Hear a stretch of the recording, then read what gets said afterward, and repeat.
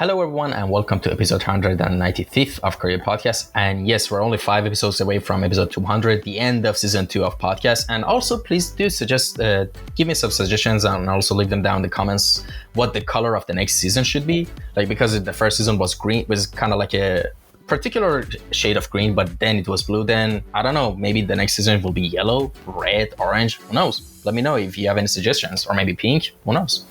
So there's that. There's another thing. In today's episode, we're going to have a lot of cameos with cats, so I hope you're ready for that. We had episodes before which had a lot of cameos with cats, like with Emily Rena, for example. Like she had 2 cats that were constantly on the episode, and now we have another cat episode. And let's begin our introduction. Our today's guest is Miss Anna Moshak. She's a freelance illustrator and character artist based in Germany. But of course, before we jump into the questions, let me quickly mention that in the for contact section of the captions, you can find the ID to her Instagram, the links to her art station, Twitter, YouTube channel, website, and last but not least, her Patreon as well, if you want to support her art and get early access to her art, sketches, work in progress tutorials, and also high-res printable files for both desktop and phone wallpaper. And it's only 3.9 euros per month plus VAT, which is pretty good deal. So if you want to support a local artist and get some unique art for your stuff, so you should definitely check that out. And with that being said, let's jump into the first signature question of the podcast, where I ask everyone basically, which is, give us a little introduction on how we got into the world of visual arts and design. Basically, tell us the story of, how it happened, what happened that made you want to be an artist for the rest of your life. Hello, first though. Yes, I'm Anna Moshak, and I was interested in art since basically my childhood. I was born in a pretty small town on the west of Ukraine, and there wasn't a lot of stuff to do. I was pretty chubby kid in 2000s who was basically that means you don't really have a lot of friends, so you just sit and you figure out how I entertain myself after the school. So I started watching cartoons and television, and there was first IMS that was airing on our Ukrainian TV. It was Shaman King and Naruto, and I hated Naruto, but I was really into Shaman King. So I started drawing fan arts, but basically not really a fan arts. I was just copying screens from the anime, and I was fantasizing about my own characters or in the story setting. And after that, I started writing stories about my own characters, basically fan fictions. And this was the first time that I actually showed those creations to someone. I published it on the internet in some small groups, and people started noticing. So I was like, yeah, someone pays attention to what I'm doing. So that means it's really good, because if you show your art or some stories you wrote to your parents, it was they were like, okay, cool, cool for you, child. Now do some other stuff. But when I showed it to the internet and to people there, it felt meaningful. I felt people tell you their emotions. Your art or your story made them feel good or made them feel sad, and you feel like you have your art has some influence, and you can share it. You can make people happy when they see their favorite character or they see something interesting. So that's why I got more into drawing and into the writing. Not a lot of people know right now that I used to write stories, and it was my main focus. But then people started being more interested in what I actually draw, how I illustrate my characters. And then later on, it became my main focus. So, and I think it's still this day, it's like since it was 10 years ago, 15 years ago, and I still have the same mood, the same feeling about I can make some change. I can make people feel something great. And like when you read some cool stories, Lord of the Rings or Game of Thrones, and it's basically, it forms your whole perception of your whole life, like the Lord of the Rings, like it formed whole generation, and you can be the person who affects your generation. So for some reason, this was my main, like, okay, this is what I want to do. I want to show something to the people. I want to create something, then show something to the people, and I want to know that it was meaningful to them. So the girls who like I was in my childhood would find this passion in them, and it would make their life better. So it's still like this, but just in the bigger scale of professional art. All right. Yeah. And of course, you already but before I go into the next question, I need to quickly mention as well, I think we both kind of tried to compose ourselves when nearly Jotaro got knocked over a couple of minutes ago. Yeah, that was the one who got knocked down. Right now is David. I got him. This got dropped. Yes. Oh my God. Really. I've actually, it's a very art-related thing, because I got him in a few weeks ago. We went on vacation to the Venice, and this was the first, not Venice, the Florence. And we went to see the original David, and he, those popular art pieces, and then you see the original and you're like, yeah, it's cool, but I don't really know why is it so popular. But then I went to see this guy, and this guy was like, okay, this is the best thing I've seen. This piece of art is amazing.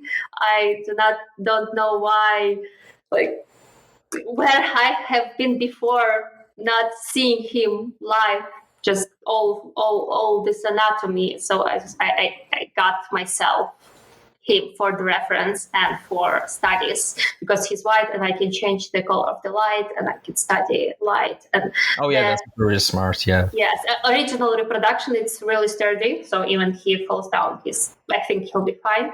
And the anatomy is the closest to original as you can get, I think, for this size, 30 euros. So yeah, and I also have Jotaro. Jotaro, but I have the book with him, and it's his whole anatomy. And details, there's some butts also. But basically, yeah, just fangirling over this guy. Yeah, and you gotta also take into account the artists. Those days didn't have social media, and not just social media, they didn't have any I don't know, maybe I'm just being ignorant by saying this, but I don't think you would find anyone with ADHD during those times that much, because the life was so harsh and hard for every single basic aspect that you were busy with doing something. And imagine just being an artist at that time. Your whole, basically all the break times that you have right now, they were spending some way thinking about their art. And just being connected with the outside world more, I think it also helps with how our brain functions. I think that's something really underrated. We don't really take into account, going into nature, spending time with nature, which is kind of rich coming from me, because I barely get out of the house, and I know it's not really healthy at all. Do go outside as much as you can, and by outside I mean outside of your city if you can, in the mountains and just anywhere that you can, even for spending a couple of hours in outside is even better than nothing.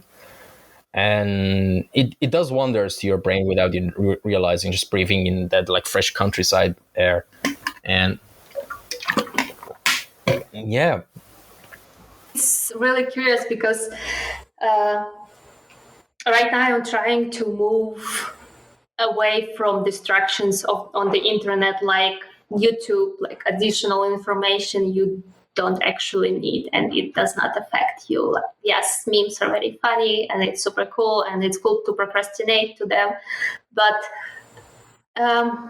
your brain and your attention span with all those videos like TikTok and Reels and everything, and I think like people start watching more videos because they just don't want to read the same thing with the text. Imagine reading like 2-hour essay on some movie and not just watching and listening this 2-hour essay on YouTube on some movie, like, you know, explaining you something that you don't really care. So just to have some white noise on the background, but it's still the informational, like this trash. And like I appreciate all those people and I have sometimes those videos on my screen, but still you don't actually need it at all. Yeah, here she is. And so before that one, like why, because no one right now would be able to create David with all these technologies, because no one would be able to create what Michelangelo, what Leonardo da Vinci created, because I feel like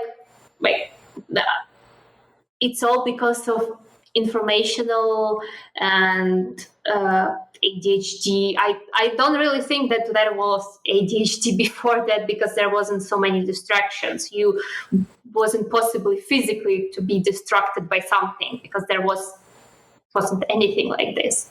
Right now you just have all those videos and, you know, some telephones and everything. So right now I feel like if you want to be an artist and you just trying to sit and you're just, okay, I want to create art, there are so many cool artists online and they so do better than me. How can I actually do it? How can I make it the part of my life and actually enjoy it and not be pressured by social media and numbers and followers?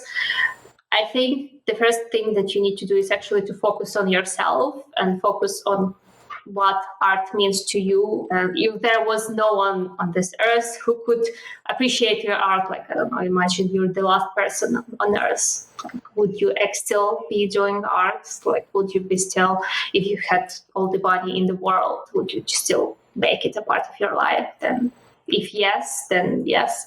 And if, because I feel like right now it will be harder on younger generation, and with so much information on art itself, like you don't know, because anyone can create tutorial, anyone can publish any lesson online, and you don't really know like how is it, how it's, you know, it's like with the clothing, it's like when you have this mass product clothing, like I think it's the same with the content online. You just need to find something, maybe pay for a cool lesson from a cool mentor to have some sustainable clothing, like, you know, this something actually worth it, something that someone put time into it. And if you limit yourself to only this information, to only this professional, to the books, like I've got some books, even though there's a lot of information online, but like if you buy just something, it's invest in yourself, in your art, and not just go looking for online tutorials that maybe some other 14-year-old published, and you don't really know if it's actually good or not. So just do not look at all this information. Do not try to stay away from the internet as much as possible, and try to focus on actually yourself, the book, have some book, have some the minimum amount of information you can get. But the one that is was the like old books that by the time, you know, they approved by the by all the other artists that was learned on it. Like, you know what I mean? Like, not something new from the hundreds and hundreds of videos that you will just get lost in it. Yeah, and it's definitely. useless information. So yeah. Mm-hmm. And I mean, in your case, I think you have good enough amount of like distractions in your life that you wouldn't need the internet. Like, I mean, there's one over there sleeping. There's another one that just jumped over there. And Yes. you have And good distractions, fortunately, that you don't have to worry. oh, she's looking at me right now. She's like, come on, jump. She probably wants food. No, she'll just be the additional. She'll be assistant in this podcast. All right. But yeah, and actually, when I got the cat, she's so pretty. I was like, okay, this is the because I can just don't look at the cats on the internet and animals. I can just study her anatomy and have her like my live drawing. Oh, like this, nice. Oh, she's kind of mad. No, she's always like this. Oh, hi. I'll just annoy her a bit. Like a baby. Yeah. All right, for audio listeners, please do, like, for this episode, please make an exception and just watch it on YouTube and video, because you're missing out on a lot of fun stuff. We've already analyzed it and the statue of David, and now we're analyzing the emotions of a cat. So yeah, fun stuff. And all right, so the next thing I want to ask you is, like, of course you already mentioned this sort of, how basically the story of how you became an artist, but I was wondering, like, when you were in high school and around the time that you probably were in the position of, finding and choosing, what major you should probably study or what to do, were you originally decided to study art and design, or were you going another path? And maybe you were like, all right, I'm going to go for, I don't know, something like becoming a doctor or engineering and have art on the side, or from the get-go you knew that you just wanted to become an artist, like, because of course environment and family, society, all of this, like, affect your decision making as a young child. But I was wondering, how was it for you? Well, it was actually pretty, like, it can sound rough, but it was just interesting experience, an interesting path, because in high school, you can go. I figured that, okay, this is what I want to do, writing or art. I'm fine with both. I'm fine with either of those. Like, just writing or just art. So, but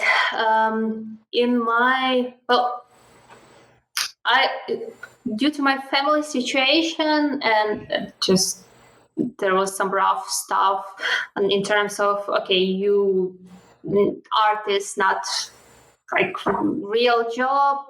You will not find anything to work with. My parents, like my mom was actually supportive, but she knew that, okay, she said, like, I'm not sure if this is what you want, if that will make you like actually earn some money and earn living, because they didn't know, and that there's a lot of like the game studios, because I knew before that, okay, I can work in a game studio, I can work in a movie, and I was pretty aware at the time, and it was 2000s, so it was much more accessible. But there wasn't any major art establishments, art schools in my town, and I couldn't, due to financial situation, move to another town and just get the degree there. So, okay, I had to figure out what can I learn to have art as a part of my work, because writing, like, with writing, it's pretty hard, and I'm not sure if it's still as hard out there as it was 10 years ago. Like, you need to get recognized, or you need to get actually to have some financial background to self-publish, and with this earn your place in this. But yeah, writing, I felt like it started seriously, but then it became, okay, this is hobby. It's harder to become actually a professional writer than to become a professional artist. So I tried to focus on art, and I tried to get into architectural university, study architecture. The first exam, there was some math exams and language exam, I think, or history. I don't know why, but there was an art exam, and I failed it. I failed the art exam. I passed math, failed art. So I was like, okay, that's cool. That's interesting. I had to wait a year for entering like having another try, or I could, as my family suggested, go to the law university, because there was a possibility to go to the law university, study law, and then just have art on the side. I'm like, okay, we can basically, in Ukraine, it's not normal to skip a year.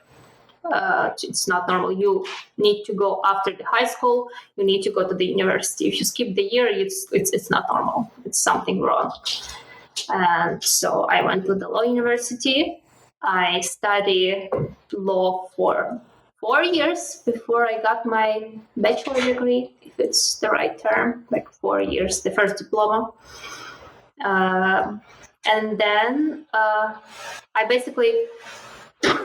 was studying art on my own, because I didn't have, we were pretty like lower middle class, and I didn't have enough money to pay for a good art school. So I studied via internet, because there was a lot of information, and you can just draw and you just study anatomy. I watched Proko videos, like his first videos with anatomy. I was just my English weren't very good there, so that time. So I just looked how he was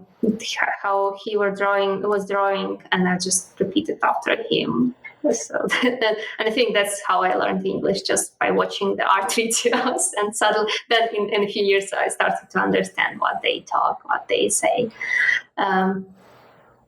So I thought, okay, maybe it can be a hobby, but like I can just do law, because law is a real job, and law is something that sustainable, like the job that you can actually move the ladder. Like you can become a lawyer, you can become judge, I don't know.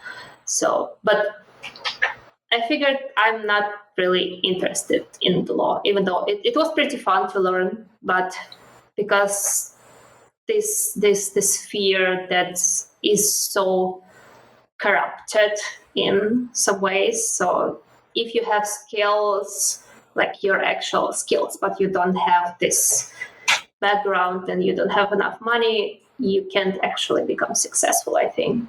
Like it's just what I think from what I've seen. You can't become the honest, cool lawyer who just based it on his skill and on his hard work and on his super honesty. It sounded not realistic for me. So after 4 years, I tried to get a job in the mobile gaming companies of Ukraine. I studied art on my own there. I already had some commissions coming to me. It was super cheap commissions for a few dollars, but it was still some. And I had a success, as you can say, there on the internet. I had followers, fans, so it's okay. People like my art, so I think I can find the job. And I failed test works. I failed, I think, like 10 of them. Every single one that I tried to get, I failed. So then I was like, okay, what can I do right now? I have this two ways. Or I continue learning and I get the master degree in law, but I will have more time to study. So I'll have one additional year to study art on my own and then try again, or get so good that commissions will pay for my living expenses. And if my living expenses are paid, I have nothing to worry about.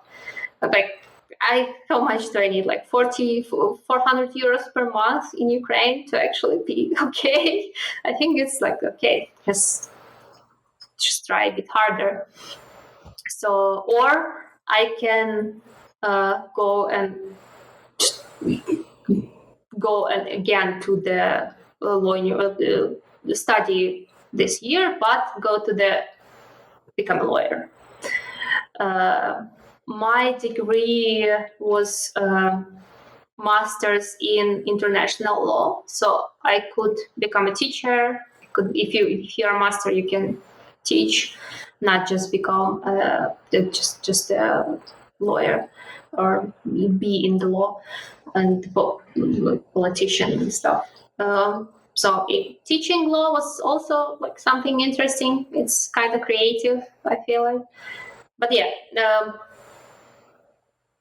I decided to go to the university for one more year to have more time and to not be like without a job and to just sit in home for 1 year, because my parents would be crazy because if I would do that. So I studied. I got art, the law degree with honors. Right now I have masters in law, international law, and after that I told to my parents that, okay, I don't want to be, I know I wasted 6 years in this university, but I do not want to do that. I did it for you, so you would just shut up about getting a real job and I could have more time to study art. So I tried again to go to get into some game companies in Ukraine, and I failed again 3 times. I tried to get in the Plarium, that's pretty big game company in Ukraine, and they were first who wrote me. They wrote me like, do you want to work with us? We will send you the test work. And I failed the test art, and they say, no, we will not get you. I'm like, okay. But commissions actually paid my living expenses, and I was able to move to apartment that was of my grandma's, and it was free, so I wasn't worried about the rent. I just need to buy food for myself and some new stuff for the house, like fridge and the table and the chairs, because it was pretty old. So I was actually able to sit there for a year, just myself in the house, and try to learn more. And it was 2017 already. So after that, I actually managed to find a job in Kharkiv. It's west of Ukraine, but I had to move 1,000 kilometers from my city to work there. So I just said to my mom, okay, so listen, I found the job, but I need to move to another part of the country. And it was already war. Like it was already the occupation, Russian occupation from 2014. So it's 2017, already military stuff happening there. So my mom was super worried. But I said, like, no, I need to draw pictures for a living. I will do anything. I will move to any part of the world if I need to do this. So I moved to Kharkiv, and I found the job in the art studio. They got me the job. And yes, after that, it's just another studio, the gaming studio, and then I moved to Germany because my husband was relocated due to his work, so I moved here with him, and right now I'm a freelancer. So it's like this. So yeah, this whole time I had to learn basically on my own. I had I didn't have any mentorship, and but due to financial reasons, I wasn't being able to pay for any good mentorship. But I had some free, not free, like schoolism. I had schoolism subscription for a few years, so I studied from them. I had access to a few art lessons on the internet, so I also studied from them. But yeah, so basically it was all self study. All right, and we got two of the cast reunited, which is great news. Yes, they will be licking each other or fighting or one after another. That seems like a toxic relationship. But let's move on.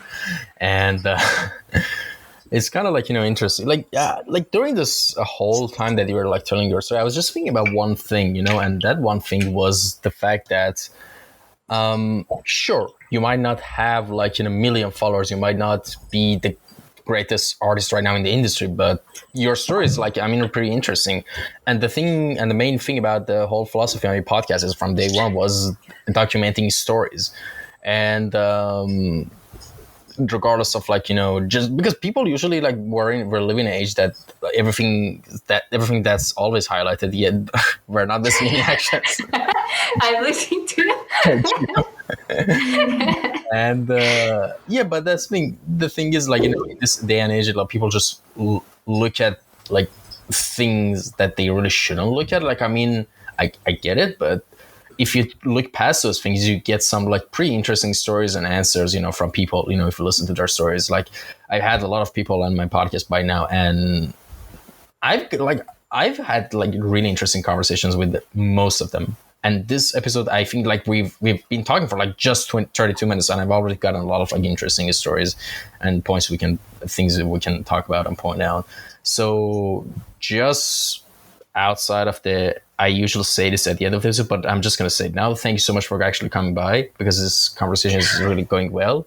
And I just want to take, sorry for interrupting this. No thank you for, because we've been planning it for more than a year, I think. And I did not have time. But finally, and thank you for, just coming back and just asking, because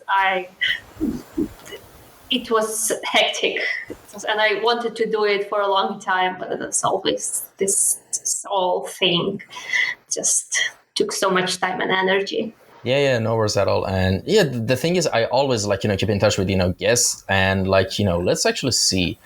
The first time I actually, it was, oh my God. It was before the war, like yes. before I think the invasion, Wait, it was August 24th, 2021. It was literally a year ago, like 4 days. Wow. Yeah. See, literally a year. Yeah. And listen, I've had like someone who I kept in touch with for 480 days. So you're not even breaking any record. So, nice. and the reason I do that is because I literally save everything on a notepad, and the time I should message them back, and that's it. I stay consistent as long as they to the point where they get annoyed and say no, So to the point, I just keep messaging until it happens or it doesn't happen, And that's a good practice. Yeah, it helps. Like literally, the backbone of the whole podcast is literally a single notepad file. I've said this before, and I record everything on that there. Because in terms of memory, my memory has gotten really bad. Same. I don't know. Maybe it's something happens in our brain when we turn 24, 25. I recently turned 25. And I don't know, it's been just a couple of months that compared to before, my memory has gotten super hazy. Like, the scariest thing for me is there's something new that's been happening like in the past week that I've noticed. You don't notice how fast time sometimes goes by. Like, I can't believe it's the 50 days of summer has passed. Oh, yes. Just like that. And I was like, wait. Weird. And I was like, you get scared and panicked, and I'm like, I didn't do anything. But no, it's not that I didn't do anything. It's just everything passed so fast that I don't know how it is. I just don't know. Our brains are weird. they're weird little creatures. I still like. I'm like this old guy who's like, it's all because of the computer and stuff. I still feel like the amount of information we get and the amount of information our brain has to process to, okay, you don't actually need it. You don't need all those memes, and he just keeps filtering all this information. So in this just huge trash can sometimes can be actually useful information that you're trying to, like, you watching some meme compilation and writing your schedule, and you actually forget because your brain just all this that you experienced in this half an hour, he just throws away because you don't actually need it. So yeah. Oh yeah, exactly. And another thing is that I just realized a couple of months ago that I usually, like, one of the things that I used to really pride myself in, I don't anymore, was my memory. Like, I always had super good memory, and I still have the memories I used to have, like, from my first 24 years, but it's been nearly a couple of months that my memory has gotten, like, really terrible. It's like a downgrade. And even with the podcast episodes, like, sometimes I remember bits of pieces of things I talked about with guests, because I've been doing podcasts for 2.5 years. It's not that much. I probably should remember a lot, but I sometimes, like, when I think about a certain episode and I'm like, what did I talk about with this person? Nothing comes on. And I'm like, yes. Oh my God. And that's rough. I know what would be. That's basically my whole childhood. I do not remember it at all. I do not remember anything that happened before, like 16 years. Like, I was 16-year-old or something. Like, you try to say, like, you try to recollect some of your memories. It's like, I do not remember what I did in the school or in the university. I just know, like, the whole picture related to the work or something, you know. Yeah, the weird thing is I have, like, pretty vivid memories from even when I was a baby, like when I was, like, a couple of months old. Like, I used to have super good memory. Like, that's weird for me. And I still have them in my, like, hard drive here somewhere. But the recorder, I think, broke along the way, and it doesn't record anymore that much. I think that's the best way I could, like, kind of describe it. And because I remember when I was an infant and I was in someone's hand, like, I have a couple of memories like that still in my head. But from those times, even around 3 years old towards, I have memories from there, but the recorder is broken now. Yeah, I don't know. The memory is weird. The brain is weird. He remembers some weird stuff, and then you want to remember something. Like, I have the schedule, like, just what I need to do today, because I will forget to just, I don't know, write an email. Yeah, I literally have that too. Because it's weird, but it's easier like this to just, okay, I do not need to remember it all. I don't know. If you think about it, like, it's kind of getting trippy, but if you think about it, it's like a pen and paper is like an extension of your brain in a sense. Yeah. Have you thought about it that way? Yes, because, like, when we write something on paper, we remember it better than if we write it in, let's say, Google Keep or in computer, because you write and you remember, like, your brain processes the information better. But when you type it in, it's worse. Like, there are studies that say that if you type it and if you do something on computer, you actually remember it way worse if you would just write it in your, or just draw something, you know, just hand motions. It's collected better to your brain. So I think, like, pen and paper, it's more natural to us. I don't know, it's evolution. Maybe it's because we grew up doing stuff with our hands. Mm-hmm. So, like, you know, I don't know. It's weird. It's sometimes, like, you know, you just sit and you think about it, like, damn. No, I mean, it's because it's more tangible. You feel the pen, you feel the paper, you feel like your hand on your table, and there's so many things that sensory inputs that you take. And I think it's because if you type kill that, it's fine, it's over. You typed, you type the same way you type everything else. Boo-hoo, congratulations. And yeah, I guess with pen and paper, it's more because it's more tangible, I guess. Yeah, maybe it's because that's why journaling is such a popular thing. It's the therapy prescribed thing. To journal, to just write with pen and paper all your stuff, like all your thoughts. Actually, here's the thing. Now it's kind of interesting that you mentioned journaling because now let's actually talk about journaling for a bit. Have you ever tried that in your life? I tried having diaries, but like after the week, I forget about it. I stop. Right now, I'm trying bullet journaling, but because it's so stressful thing, you try to draw all those graphs and make it pretty and put stickers on it. I decided, okay, I will not stress about it. I will just have some dirty. And I think I have it here. I can even show how ugly it is, so other people will feel better about their own journals.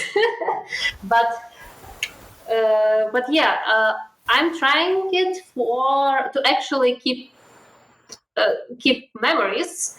Like we went on vacation, and I bought some postcards from the museums to just remember that I actually went to this museum, and I have the postcards stamped on my journal, and to just have some memories. And I have a schedule on my like the daily schedule, not daily, weekly schedule on my in my journal. Also to just, I don't know, to have to just to have some order in your stuff and in your brain, because I feel like computer messes me up a lot, and I feel weird when I do everything on the computer. It's so unnatural. Even though I was born in '95, so in a few years I already got to actually experience having internet and electronics.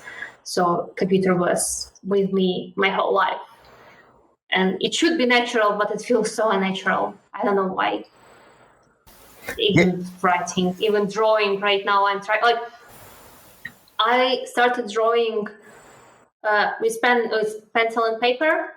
I drew for like few years. It was like usual childish stuff.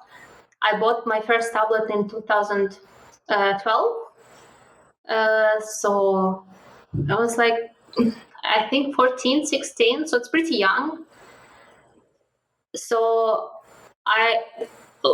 everything else, like I learned on the tablet and using the tablet, but still it feels weird. Even though I do everything on a tablet, I don't know why. Maybe it's just when you focus so much on being more connected to the I don't want to say to the nature, because it sounds a bit cheesy, but if you want to just have power over your own mind and to not be affected by the information you receive constantly every day on the internet, because it feels weird even when you draw. When you try to create some sketches, when you try to come up with some ideas, you always go to the internet for inspiration, and you have all those images from other artists. Like you have this filtered, already created stuff, but I feel like I lost this childish wonder, and actually not only the power to create, but also the source to create. Like you are the source that creates, that gathers all this inspiration. You gather it all from yourself and your experience. But right now I feel like with internet, my source of experience is other people, and I hate it a lot, and I just want to change it so much. So I'm trying to just, journaling. Okay, let's try this. Let's try to focus more on your memories, focus more on what you experience, and maybe it will actually help to be to be yourself, to just, because a lot of artists, they start drawing because they have something to tell to the world, and it's like the language, you have your own language, your own style, and you have something that you want to tell. But with the internet, I feel like it's I don't shit on the internet. I'm just like, I think like you can understand that a lot of people might understand that Yeah, I you definitely get lose that. yourself there, you lose yourself, and you internet forms your what do you like, what you hate, and I don't like it. I don't know, it feels weird. So as much personal experience as you can get, the better. I think it's better for your craft, and you will not sit there like me and a lot of people who just try to sketch something without looking at pretty pictures and inspiring pictures on the internet, and you can't. You struggle so much. It's easier to just open Pinterest and first cool pictures like, oh yeah, that's cool, I'll try something like this. But then you like, I don't know. I'm just thinking about it so much all the time, and that's why like it makes me a bit sad. Like you know that you lose yourself, and you know that you had this voice, and you just want to get back to this feeling of childhood wonder and inspiration. Yeah, definitely. Like, yeah, that's such an underrated topic. But before I will go into that, I need to quickly mention just quickly something about journaling, about my own personal experience. Yeah. Journaling, like, it could be a super powerful tool for a lot of reasons. I do journaling in two ways, recently, and especially, like, for example, I made a private Telegram channel for myself, and I use that Telegram channel as my own journal, and I've journaled all my 3D art journey in that as well, all the links I've watched, all the things I did. So that's a great way of journaling. And sometimes when for example I did something with particle systems some other month, and I remember, oh, I did a project like that, I just need to type it in the search bar of the chat so I can quickly find it, because I don't have good memory, as previously mentioned. So journaling like that is helpful. And another way that is super helpful, like sometimes, all of us have we all grew up differently, and we all have like different issues and things that have been ingrained in us since childhood. So, and and those type of things seeped into our personality. So sometimes we might encounter situations that start to bug us a lot, that start to annoy us, like mentally, and turn into mental blocks. And a thing that journaling could be helpful, especially for someone who's always tried to self-inspect and be always self-aware of themselves and just self-study themselves, like as who they are, aside from what their brain is. So just writing down your thoughts, exactly how you feel, write them down, and just all you need to do is to wait a couple of hours, a couple of days, and go back to it. Because maybe the time that every time those thoughts come to you, it's your emotional mind that is in control. So you need to make sure that, does your logical mind also thinks the same?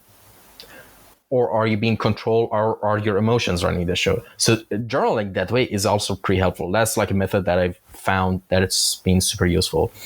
And about the childhood wonder, like when you said that, I was just thinking about how the education system all around the world has failed us, how societies have failed us. I'm not saying this to sound pretentious, like they actually did. I honestly say it anytime again. Like just imagine, I have memories of, there's so many things I could just mention, but like when I was 10, our teacher would, for example, teach us a chapter of history and tell us, for tomorrow's homework, write 50 questions like out of this chapter, and also write the answers yourself. That was the homework, and I didn't do it once. And she sent it to principal's office. I used to get sent to principal's office a lot, and she says, "Promise this should never happen again." And I was like, "Okay." And the exact same day was a history class again. She said she taught another chapter, and she was like, 60 questions for this, and I didn't do it again, and I still don't regret it a single bit.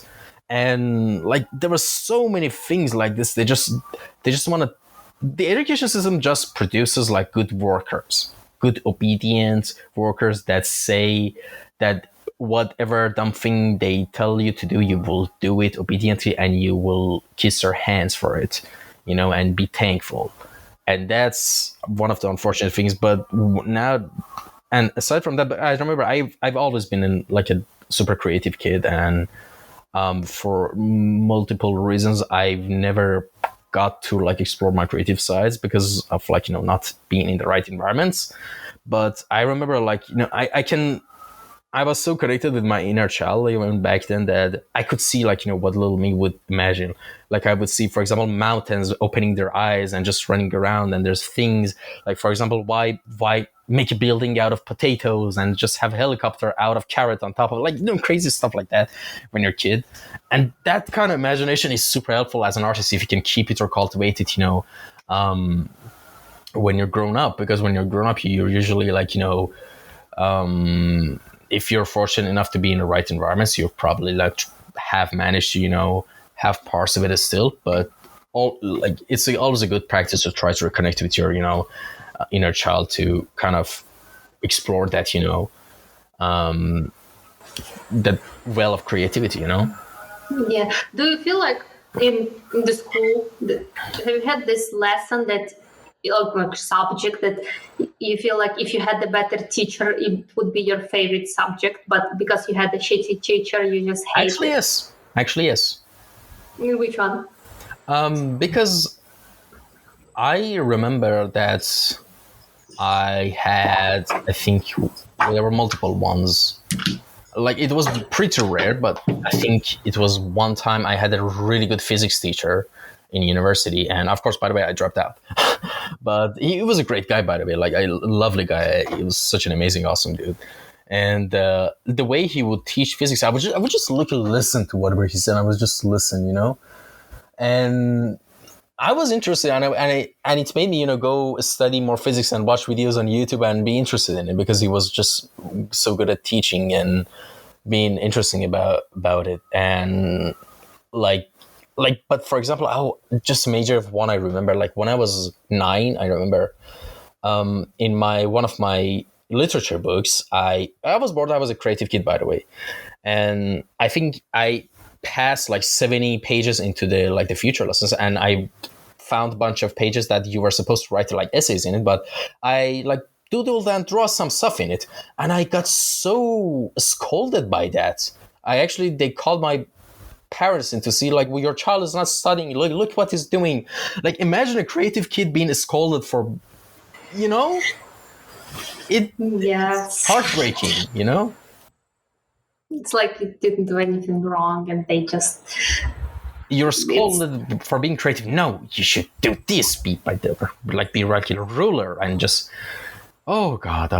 Yeah, it's weird. Like, I'm so angry and sad at my history teachers, because they all were kind of shitty. One was just reading from the book, and she just constantly had the book, and she just reading from it, and I'm like, okay, read this paragraph, bye.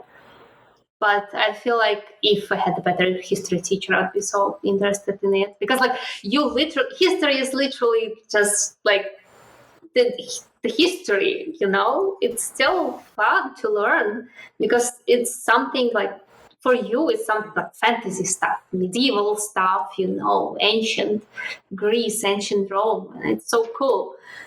But because of the shitty teachers, you feel like, okay, history is boring. I do not want to learn about it, So I'm so sad that I still don't have this interest. Like, I have it, but I don't have this, just, it's stained with the... Yeah, I know what you mean. Yeah. Oh, and hello. Hello. It's fine. And all right, now here's the thing. Of course, I need to quickly mention something, and I wanted to personally mention it as well. We talked about it before the podcast. And the thing is, there was a post on our Instagram, and I'll link it again if you want, in the captions and when the episode gets uploaded, that there was donations for Ukraine. There was your PayPal on the bottom. So if anyone is interested on, giving money for the donation fundraiser of for people in Ukraine that have been affected by war, you can check out the PayPal and just read the post's caption. I put in the captions as well. The post will be on the stories as well, and in the highlights and everything. And So do definitely check it out. And would you mind, tell us about your experience of this whole ordeal and also this donation fundraiser as well? Because before you, I had on episode, I think 100 or so many, Ukrainian gifts as well, Nana de Boatse, and when I uploaded her episode, I also did share links to donation links as well. So since now it's the appropriate time, and I know, of course, a lot of people don't want to listen to this because they're tired or whatever, but when there's an opportunity, I like to share it. So the mic is yours now. Yes, I gladly will describe like our volunteer group, because it's actually pretty interesting how we came to know each other, because we already knew each other before that, but it's pretty interesting. But I like right now Kharkiv. Oh, she's so sweet. Sorry, just your face. So I moved to Kharkiv in 2018, and right now Kharkiv has been heavily bombed. So that's why I'm mentioning it. And I've married there. I found my husband, and he's from Kharkiv itself. He was born there and lived there for his whole life. So when I moved, it was still wartime, but not full-scale invasion. Only Donbas region and Crimea was occupied. So it was pretty calm in our city, but there was still talk like maybe one day we'll also experience this thing. So when we moved to Germany, like COVID started, no one was thinking about war. But then we moved here in 2021 in spring.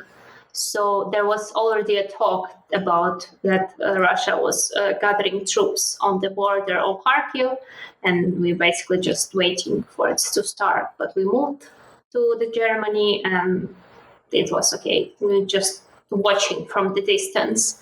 And then, like in the February, my husband before that was the speech of this Putin about the notification and all that, like this speech in February. And I watched it. It's not like I watched it. To be honest, I wasn't really into the politics because I was so like traumatized with the law and everything. Not traumatized, but I did not want to focus on it. So I'm kind of sad about it. So that I wasn't really focusing on this. And right now I'm trying to improve my understanding and about the whole situation that was before this year. But we watched. My husband showed me this speech, and then we went to sleep. And the next day, my husband woke me up and said, "Okay, Ukraine is being bombed. Call your mom." And like, what? What do you mean? I called my mom. My mom lives like all my family in the west of Ukraine, so they were pretty safe. But they're still pretty safe. They're in Chernivtsi region, and if I believe this is the only region that wasn't being actually bombed, as far as I know. So we called my mom, but everyone was just looking at the news from Ukraine. I called all my friends, my art colleague from Kharkiv, from this first studio where I got my job. She was like sitting beside me for the 2 years, so we knew each other pretty well. Her house I think it got destroyed in the first day. So she called, I think the first week. Gladly she was safe. It's just the shell hit and the windows and the furniture got destroyed, some stuff, and her monitor. I was pretty sad because she just bought this monitor for art, for work, and then it got destroyed by the shelling, and she was like, "God damn it!" damn it. But yeah, she's right now also safe. She moved, so we talked to everyone from the Kharkiv. It was rough. I couldn't work for a month. For first 3 weeks, we were constantly on the phone, just checking the news. So first, like for 12 hours per day, you just sit, you just scroll the Twitter feed. It was updating every 3 seconds. So first 3 weeks, that was the hardest one, but it's also like, I think it's like in one day you just changed. You've changed completely, because you have this situation, this war, the bombing that actually happened, but you're not there. Like your whole life there, it's being like destroyed. Your country that you didn't know you actually love a lot, it's being destroyed, and you just not there. It's like the dream that you're experiencing, but you can't affect it in any way. And it messed me up so much. I was so emotionally devastated. I did not cry, but for some reason, but I was just like so emotionally, it was weird. So I'm like, okay, I need to, I have art platform. I have my Twitter following. And there's people, like thousands and thousands, that can listen to what I say. So I made a post about how can you help situation in Ukraine. It was, I think, the first post that I made, and it was just the links to all our donations, government donations, and this charity foundations, really popular, like Come Back Alive, and other charity donations that was active from 2014. So, and the post got pretty viral. Like some news on the internet, even the page republished it, and other artists, like popular artists, shared it. So I found it on some other like stories. I was just scrolling. It's like, oh, okay, that's me. What okay, what am I doing here? So, and then I realized, okay, I can use art platform that I built to actually just do an informational. Like to help people who don't know what the hell is happening. So I retweeted stuff, and then a lot of people. The first one was this my friend who lost her apartment and her equipment. So she also had debt before that, so she needed money, and felt, okay, maybe I can do some donation pool. And maybe I can just send money to them, because at first week, money just lost the whole meaning. You feel like if it can help people, like I was sending hundreds and hundreds of dollars to just people who just people I knew that they actually real people, they lost their home. I was just like, okay, just take all the money if it can help you. So I created this post. It wasn't this one. It was just before we got the volunteer stuff rolling. And there was a lot of donations, a lot of the thousands of, I think like at first few days we collected like $3,000, and it all went for like $100 to this family, $100 to this person that I know who lost her home. Then the family of my husband, his mom is a teacher, and they were just for first also this month they were just living in the subway where everyone was just hiding.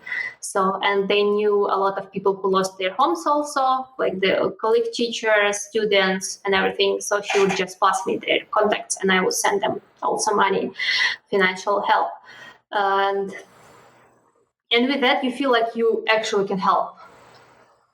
Everyone would just like, okay, we need to unite and we need to do something about it. It's, I think, one that was the most inspiring. It's like how everyone got actually, okay, this is, we can do it, because we had the revolution. We were fighting for 8 years, and right now everyone actually pays attention to what's happening, and we're like, okay, I know that there was a lot of controversy about like why Ukraine gets so much attention, like blah blah blah, but we finally got our attention after 8 years. So we were people were united, a lot of donations, a lot of help, a lot of encouragement, and it's helped us as a country, as a people, to actually unite and start fighting how we can. Someone from like me, from the internet, from online, to just help this information, to collect information from other people who would write me. And because of my following, I had actually some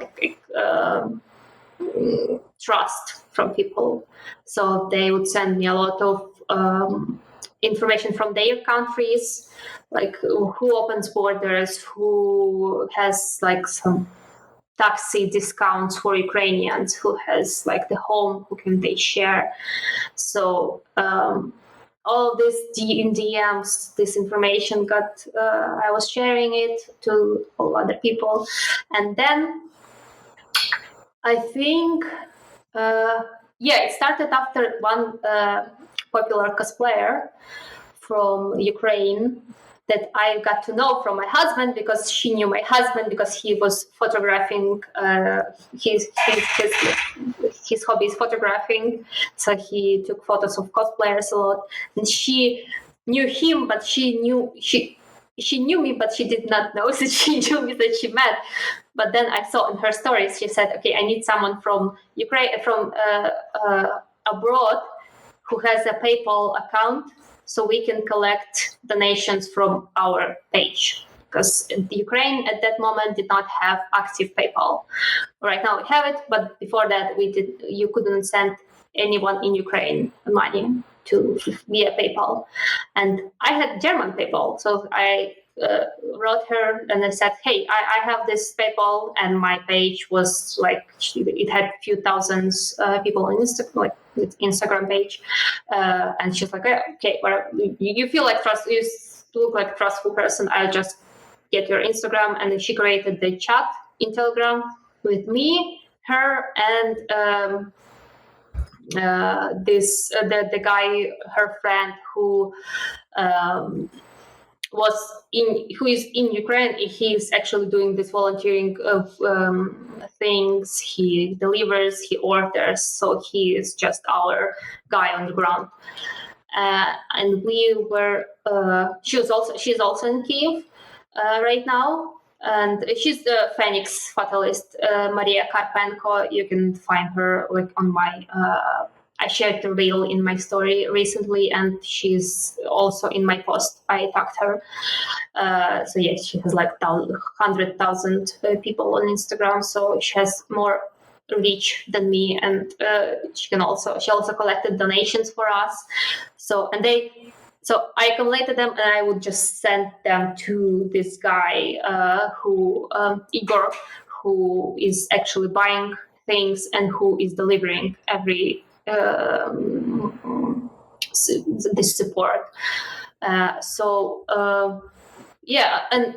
good thing that I had savings on my Ukrainian cards still. So I was just like, just all of that deposits, everything, they were just went there to the volunteering stuff. So it was just like, this financial help. It was a bit hard without PayPal, without actually being connected to the international online resources. Right now it's still easier, but we still use my PayPal account, and I have Ukrainian PayPal account that's in this post. But yeah, so it was like 5 months ago, so it's a few weeks after the war started. We started working together, and we still work. So the process is like this. Igor does all, and he's right now a registered volunteer. So he has a certificate. He works with volunteer organization, so they have official documents that they can move around the country. They can order things. They can they can get financial support, and so we collect money, we spread information, we try to use our platforms to actually get more attention from international audience, and he does with his guys and girls all the work, like this heavy lifting, this physical job, like collecting, ordering stuff, and delivering it all over Ukraine. So sometimes like this weekend, like we were recording it on Sunday, and right now he's going to the orphanage. I had the post on. I didn't manage to put it on Instagram, but I had it on Twitter. We deliver aid to orphanage that asked for additional support. There's a lot of stuff there, and so yeah, sometimes we do this small donation campaigns to just get a few dollars to just help and deliver. But this volunteer group is pretty it's not like even the group, it's just connections, because he works with the guy who's the cosplayer who we didn't know that we knew each other before, this guy, oh, I know this guy, oh, we actually work with him, oh, cool.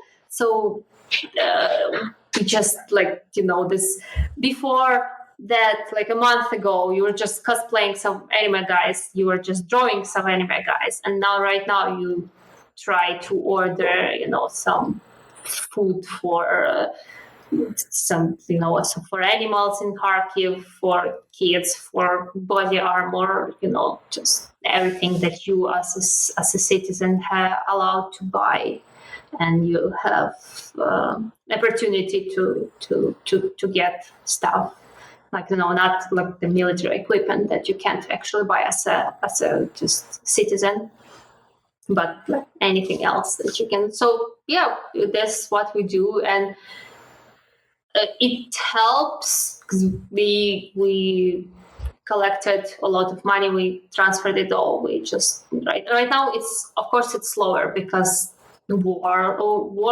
and world is a bit tired from it, and we don't get so much donations like before. Like for example, even for orphanage, I got like only 2 donations. So it's harder, and I it messes up you a bit mentally, because you're like, okay, we know that people actually tired from it. Like we understand it. You can't be focused on something this heavy a long time. And in Ukraine, we have like in our online, in Ukrainian internet, let's just say it like this, we have psychiatrists and people who know how the brain works. They actually explain to you that don't be ashamed of feeling tired from it. Don't be ashamed of just not wanting to read any news. Like it's normal. You can't be focused on heavy stuff for a long time. And we understand the world because like it's not them. It's not their country. They have their own problems that it's more important to them and affect them more than this war. But still, like, you just sit there and you think, okay, how can we collect money for this orphanage? How can we what should we publish to actually get attention? And it's not, you just need to mentally be like prepared to all this. And we like right now we understand it. It's just, just part of the process to just keep functioning and keep doing it until the war is over, and to not actually stop. even if you you don't get any donations, or if you don't get any recognition, even if there are a lot of conspiracies like Kremlin propaganda, and you read it all online and you feel super bad, you just need to just do your own stuff. It's like, for us, it's already part of our job. It's our part of our lives. And a lot of people, I feel, they are uncomfortable. Like, I don't want to think that it's because of the war and because it's super heavy topic, but like, I just can't stop thinking that a lot of my art peers, like, they don't talk to me as much as before, maybe because they feel like I'm so stressed here, and it's such a heavy this emotional like it is, but I feel like they're really uncomfortable with talking to their, maybe it's only me, I don't know, maybe it's other Ukrainians who was like super active in some groups and in some, like, with some people talking constantly, but then it's just like this, maybe they feel a bit weird. That's like, okay, what can I talk about you with? Like, it's an art, I don't know, it feel like everyone just so careful around you online because of the war. But I just want to say, like, don't be, yes, we post a lot of scary stuff, like, it's the part of our lives. We post a lot of scary art, we post a lot of scary posts. Yes, we post like with explosions. Yes, there's heavy content in these photos, and we just try to share it. But we still, like, we do art. That it's just a part of our life, and we are happy to share anything, to tell you like more about just what's happening. So I don't really want to talk from the whole group of online artists, but from what I know, we still like this, not the same, but we still do art. We still the same people in terms of the craft, and in terms of like speaking. I mean, we still share memes, jokes. Okay, maybe more dark jokes. Maybe not everyone will understand them, but because the humor a bit shifted and it's a bit darker than before, but it's like, it's still okay. It's still fun to talk. Like, I will go to the conference, and you don't really want to mess up your conversations with people if you just mention war constantly, but it's just, I think, like, people just need to understand that it's what's happening right now, and it's normal to talk about it. And it's not like, if person doesn't want to talk about, like, if you ask something about the war and they say, I don't really want to talk about it, like, okay, but just it's just a part of the world right now. It's part of the experience. So it's like this. And a lot of volunteers, a lot of posts will be about this topic, and people just need to understand that it's okay, and it will be in their feed, because we are pushing it so heavily, because we are just aiming to be constantly present, to just don't forget that this thing is happening, that the war is still ongoing. So but yeah, it's just, I can constantly talk about it, because I'm more emotional. Like, my husband, he's more I don't even know how to say it, but I'm more emotional. He's more like not so emotional. He's more Stoic? Yes. Well, not really stoic, but he processes this whole from the perspective of logic, and he watches a lot of military videos that explains you, okay, this part can't be physically being bombed, this like this part of the city or they have this ammunition, and he's more logical about it. I'm more emotional. I'm just like this emotional mess that constantly posts something but regrets posting it because it's a bit weird. I then delete it. But yes, a lot of people have different explanations and perceptions and how they process the war. So experiences can be different. Yeah, definitely. And well, there's so much to unpack. But first of all, let me quickly.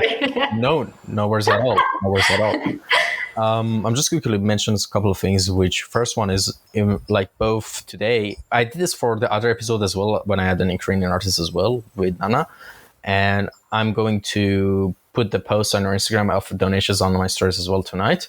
But I will 100% do it after recording, but I don't think any people will probably even look at it because that's understandable. Yeah, because no, not just even that. It's just I have like I never really cared about numbers on social media, but it's kind of funny to me when you have like 1,230 followers, but only 50 people watch your stories.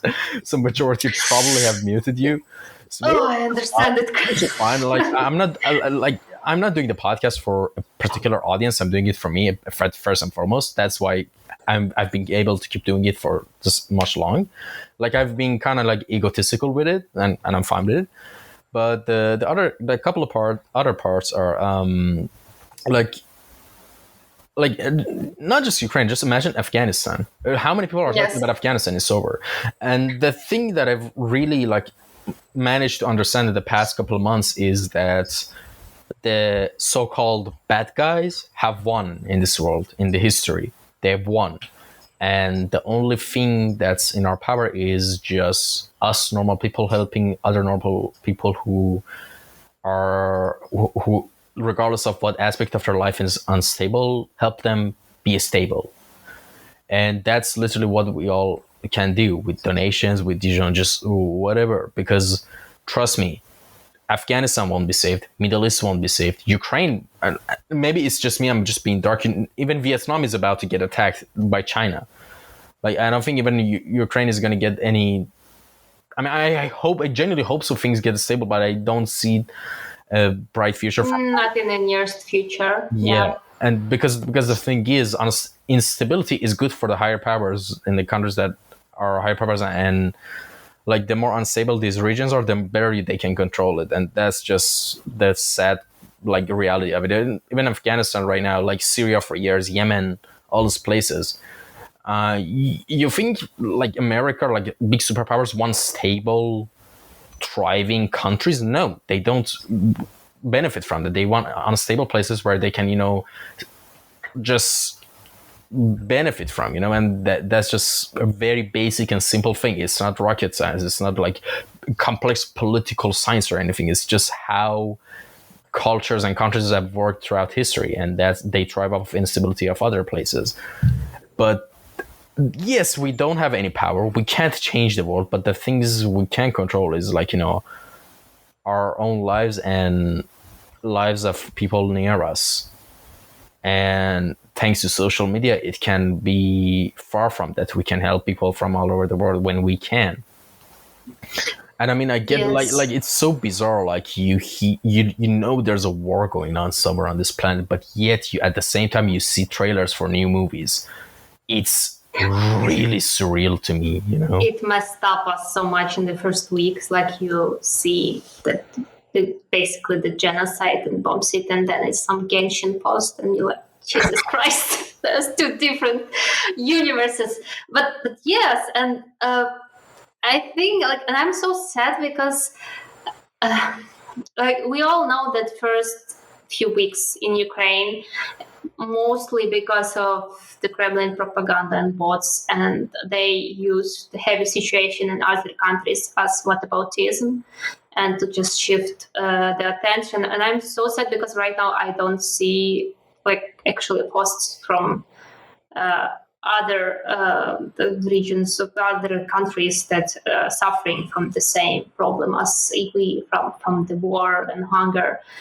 And like I feel like it's like, because I know how much us helped online recognition and help from other people who got out from this safe bubble, and they understood that, okay, it's war. I can, with $5, I can help to buy the pack of food in this third world country, second world country, who like where food is cheaper, much cheaper, and your $5, your $2 can save the life, and it helped us. And like, for example, we right now struggling because we don't have those $5 or $2 donations that was before. Because people just think that it does not change anything, but it's what formed this huge pile of the finances and financial support that we received the first weeks, those $5 donations. And like, it's a bit like, I understand why, because it's internet and Twitter and everything, and people just want to be angry. But if you just focus this, you just need to refocus your attention, and you can't hide from war, and it's not good to hide from wars that's happening right now in the world. You don't need to to do this whataboutism. You just need to actually share this information and just waste these few minutes that you write this angry post to actually research information about those countries and post it, and I can retweet it, and we can just get more recognition to other countries that still have the war, and they still have the unrest, the military, this conflicts. So it's just, I don't know, it makes me so sad that we all have our own problems, but I feel like this cult of the safe space and safe bubble, you can't be safe. I thought I will be safe in Kharkiv, in the apartment, but no, this apartment probably right now is destroyed by the bomb. Bomb does not care about yourself, your space, safe spaces can be penetrated by the bullets. And people don't have this privilege to not worry about something that can actually kill them. Like online bullying, it's like, I know that people struggle with it, but when you have you just worried that you have the sirens going on, and if your family is not answering the phone for half an hour when that city is being destroyed, and you just can't find the place for yourself, you just drink sleep pills all the time, and some other person just reports how can we share this critical and this violent information from other countries when we try to share it from Ukraine? It's getting blocked for heavy content. Like, it is our life. It's how it's happening in other countries. Why are you angry at one war, but you're not even trying to share this heavy information from other wars, from other military conflicts? And I know that most of those were like bots. Let's do this whataboutism. They form the bad perception of this thing. And but what I'm trying to say is that I feel like there's never a point in our time when there was no military conflicts and wars in the world. And trying to hide it, trying to put the trigger warnings on it, it's not going to help. It actually makes everything worse, because you're just trying to hide from something that you can actually affect right now in this day and age with internet and with finances or with information, just sharing information. You can share some information and get someone kill themselves because of the fake news. you can do the same to save someone, to save the whole. People have the following in like millions and millions of following. That's literally the whole country or the whole city. You can use this platform to spread awareness for Afghanistan, for the Vietnam, for what's happening in our countries, and how the food shortage right now affects a lot of African countries, because the Ukraine and Russia was the main the exporters, and it's worrying because the winter is almost here, and I already feel like in Germany we had for a short time we had the shortage of the sunflower oil because Ukraine was the one who actually main exporter of the sunflowers, and like just people just need to stop sitting in there, like just refocus your safe bubble and just make it's not triggering in the terms that you think that it will ruin your like life or something. You just need to process this information in terms of, okay, this is happening. Yes, there are dead people. Just stop censoring all of it because this is what's happening. If you hide from it, then of course you don't know what to do. Of course you panic. Like we right now, we don't panic. Or like, well, I mean, we still panic, but it's the part of our life, and we still manage to be the love and to be the same, because the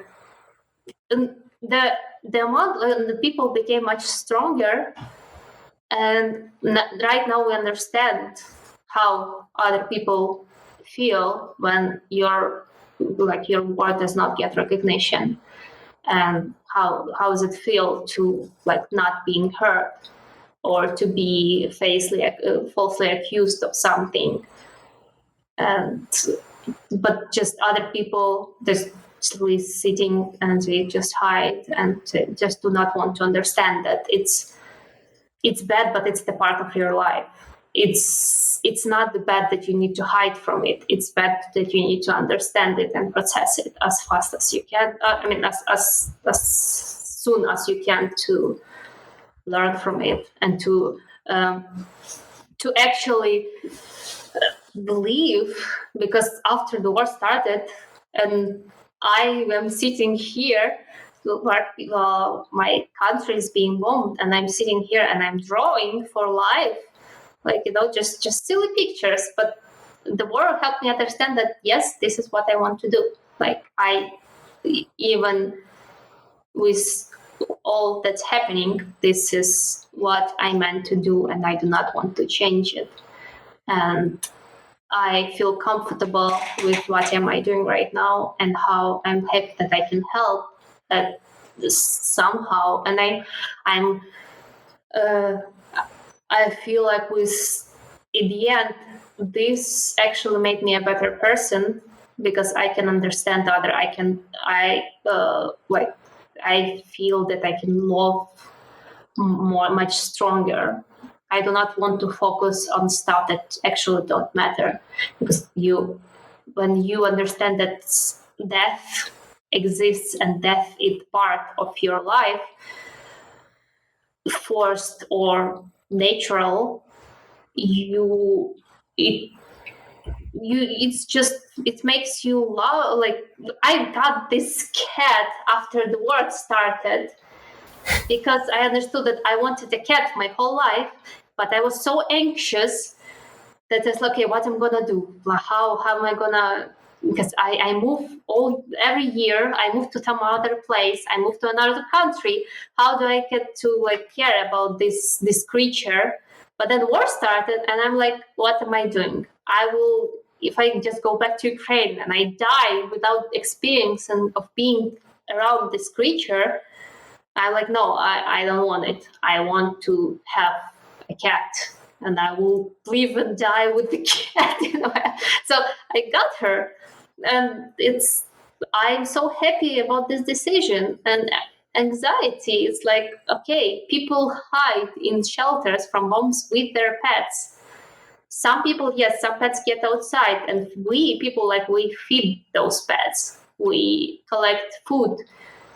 Other volunteers, we send them to another city, and people from other city take this food, animal food. They just spread it on the street. They feed the street animals, or just animals that can't eat themselves because they like home indoor cats that just got outdoors because like the of distractions.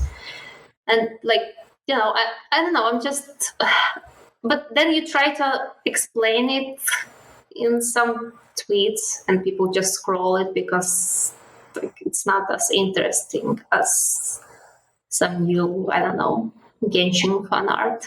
I don't shit on Genshin. It's just so much on my feed that it's the only example I can give. I mean, don't feel bad about it. Genshin. Yeah, but it's pretty shit game, to be honest. Let's be real. I mean, it has its own. It's weird. Yeah, no, don't worry. Like, I'm not saying it's completely bad, but the thing, I actually played it when it came out. Like, I came with it with an open mind. I love the music. I love just going around in the world and just like walking around everywhere for 30 minutes for nothing because of the aesthetics, the visuals, the chill atmosphere, the music, everything was great. There was this cute Paimon guide with you all around. And like, there's so many fun things about it. But after literally like for 3 to 4 days, you start to feel your brain turning into mush because the gameplay is literally a copy. It's a gacha game. I mean, of course. But yes, and it's the Zelda link. Yeah, and it's like, it's just a fan service at this point. People pay for fan service for the characters and everything. And just to quickly just conclude everything about our Ukraine talk, there's just 3 things I noticed that I wish, like, that I noticed a bit about like people in general when this whole thing happened. There's 3 things that I pretty much dislike. One of them was people who just, without any sensitivity or empathy, started to like, make jokes about the whole situation. It was like, oh, I'm just trying to cope with the situation. And they're not even Ukrainian. They're not even, and they try to act like intellectuals because, I'm using comedy to cope with the situation. And actually I had like, he probably won't listen to this episode, but I actually have a friend who's actually went to a really prestigious university. He's like a high-tech engineer, and he was one of those dumb fucks. And you see these things and you're like, oh God, like we're so doomed as a species. Oh, yes. And like the other one like the way distracting. Okay. Find you someone the way the cat looks at you. Oh yes. Well, now you can. Now it's your turn. Oh, he's more chill. He's chill. Yeah, his face is so funny. He's just tired. Yeah, he's so sleepy. And the other thing was that it was the thing that I saw mostly in Ukrainians, which is, of course, I understand and I can get it. The whole anti-Russian sentiment that all Russians are enemies, regardless. Because if, like, let's say all Russians are not bad, then why are they not protesting in the streets against the government? Here's the thing that I think everyone knows, regardless of like where you are. Even when you're living in a dictatorship, you don't really have the same freedoms as, I don't know, people, for example, who live in the United States or Europe, like in Western Europe. Like, if you even go against the government, they're going to use any harsh method to suppress you. I was born and raised in Iran. I've been like stuck in protests, actually, where people used to get their skulls beat out of them. I've seen these things.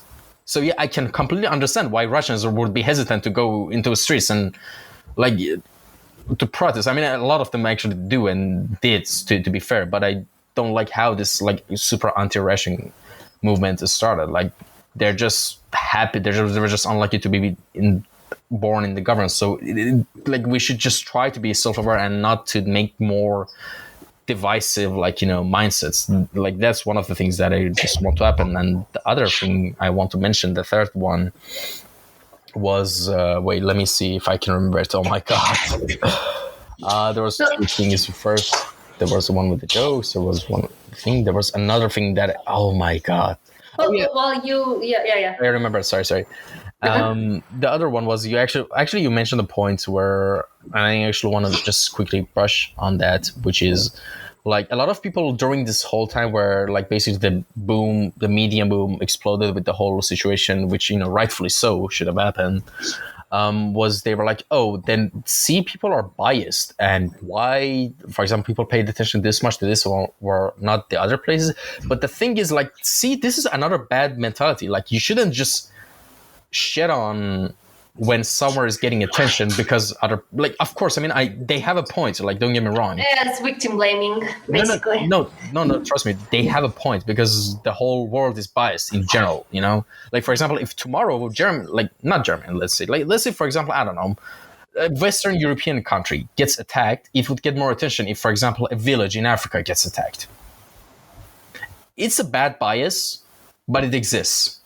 And the reason, like, Ukraine gets more attention, for example, I don't know, that somewhere like Yemen or Palestine is the same reason, which is, it doesn't mean you should pay less attention to Ukraine. It's just a whole big problem. You're just mistaking problems with different things, and you're saying it at the wrong place, Yeah, and that's. Yeah, sorry. And that's the whole thing, that it just creates more divisive things. We should just be more self-aware about this stuff and reflect on every aspect of every situation, and ourselves as well, to not be egotistical when we talk, and just try to see, all right, what I'm doing or what I'm saying, does it contribute to a divisive train of thought, or does it contribute to an actually constructive train of thought? And the three things that I mentioned, none of them are constructive, from all sides. And with that being said, I genuinely hope that the things at least get stable. That's all I can literally do, just hope, which is useless as hell, and I get it. And I mean, at least I can do. I mean, of course, I'll do it. I'll share it on my Instagram stories as well. But yeah, that's my whole thing about the whole situation. And of course, I mean, I would give as much platform as possible to anyone who has been affected by this situation as well. So I'm happy to do that as well. And that's my whole thing on this. If you have anything you might want to add, let's wrap this subject up so we can move on. Yeah, let's do it.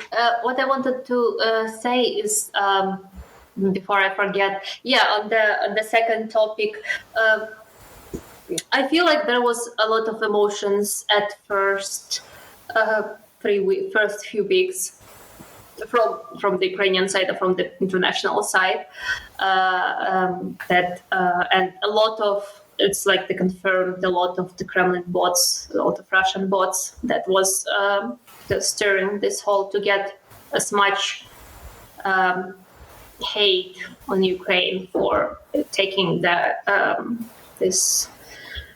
first place in the topics and in trendings. So there was a lot of mixed things, and like, we got angry because, like, why are you blaming us for this, what happened? People got from other countries got angry because, like, why are we not, like, why Ukraine got so much attention and we did not get so much attention? But I feel like and the Kremlin bots, they were just like all over the place and just stirring as much hate as possible to get attention away from the actual killing that was happening all over. But what like, I feel like because of this and because of those, like, actual just blaming, like, that's whataboutism. You don't actually share information about other countries or that experience the same war. You don't actually share useful information, because, like, we Ukrainians, we have a lot of us speak English. We read Russian, we read Ukrainian, we read English, we can speak English, and a lot of us speak German and French. So the Ukraine got so much attention, not only because of that, of the war happened and its invasion, but also because a lot of people, they speak English. They have huge platforms, influencers who was affected by it, and we got the information out. And it's like same with me. Like a lot of posts went viral, and I also got a lot of hate for all of it. But because of like the bots and because of this, I feel like it would be better if like actual people who worried that okay, why is Western media actually getting attention to those people, but we stopped talking about right now about other countries that experience the same thing. I feel like it would be better if they also shared this information, and there was actually donation resources, but less. Maybe it's because just it was the hot topic. So of course everyone was searching information about Ukraine, and everyone wanted to know, and every media. And I got a lot of interview this proposition on email just because my post went viral. So a lot of people there were just trying to get as much attention and as much information from it, and it's got messed up. But that's, I feel like right now it's a good time to actually share information about all of the countries in the world that is experiencing military conflicts, where people are dying, people are hungry. And I would love to see more of that in my feed. I know that it's all informational bubbles, and it's how social media works. You have your own bubble. I have my Ukrainian bubble because I focus on it right now.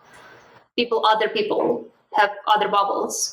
Other people have just nowhere in their feed, like nothing.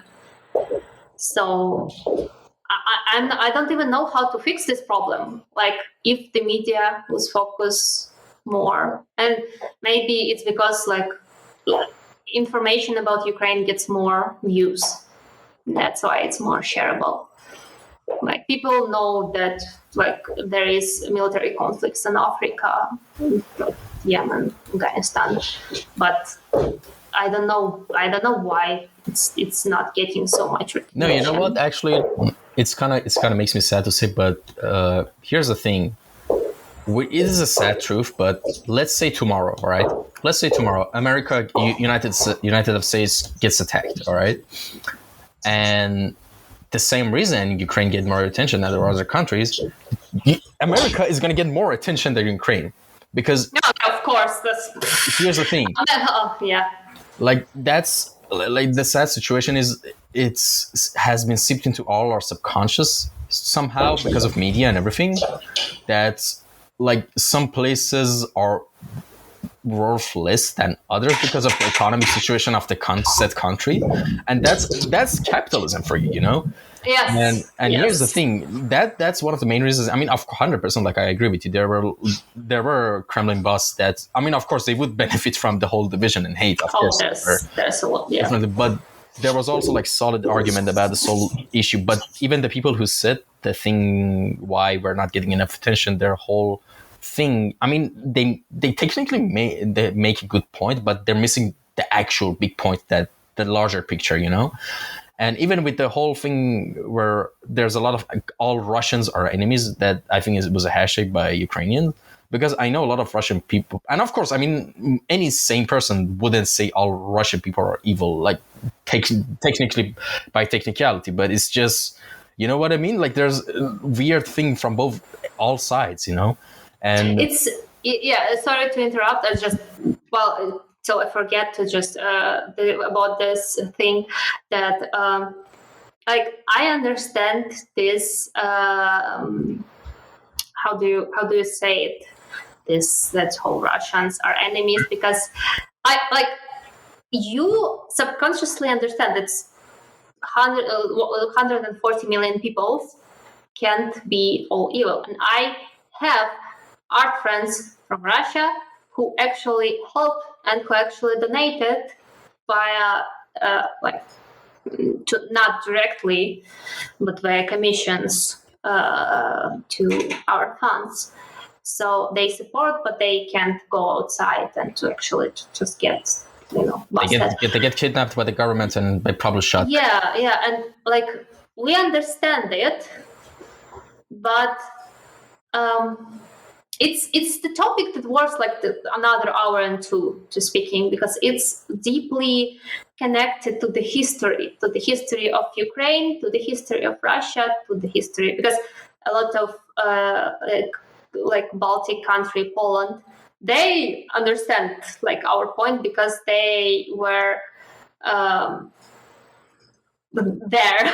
They know how like what's Russia as an imperialistic country. It's the idea mostly. Latvia, Lithuania, and there are actually a lot of people who are pro-Russian, who does not think of us as people, because like Ukraine were like we were enslaved, killed us, like the whole nation, and there was a lot of killing of teachers. No one could in our history, you couldn't actually teach in Ukrainian.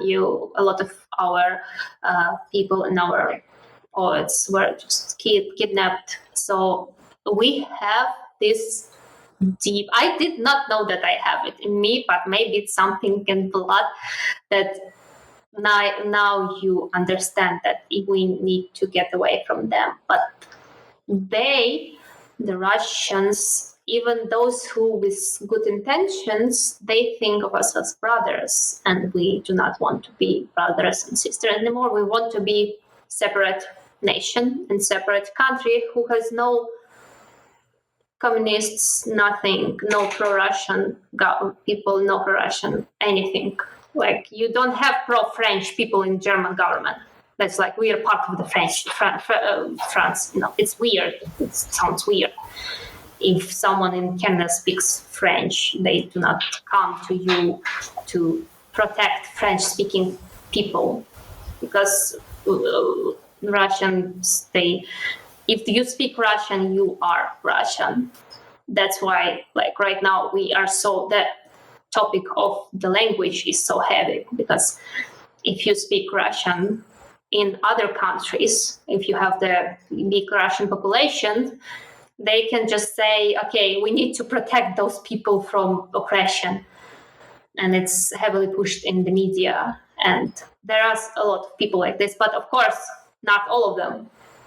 But the part that is not is silent. And we understand why are they silent, because they keep it silent, but it's still emotional.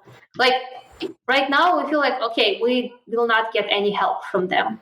Yes, there are a lot of people who pro-Ukrainian and they do some the diversions. They bomb, they put military objects in fire. They spread anti-Russian propaganda. But like what we want is like, okay, if you will not help us, then just don't make anything worse. Don't spread this hateful stuff.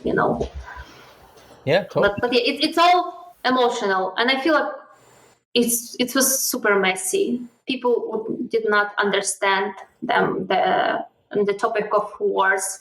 Maybe because it's the first time it's actually happened.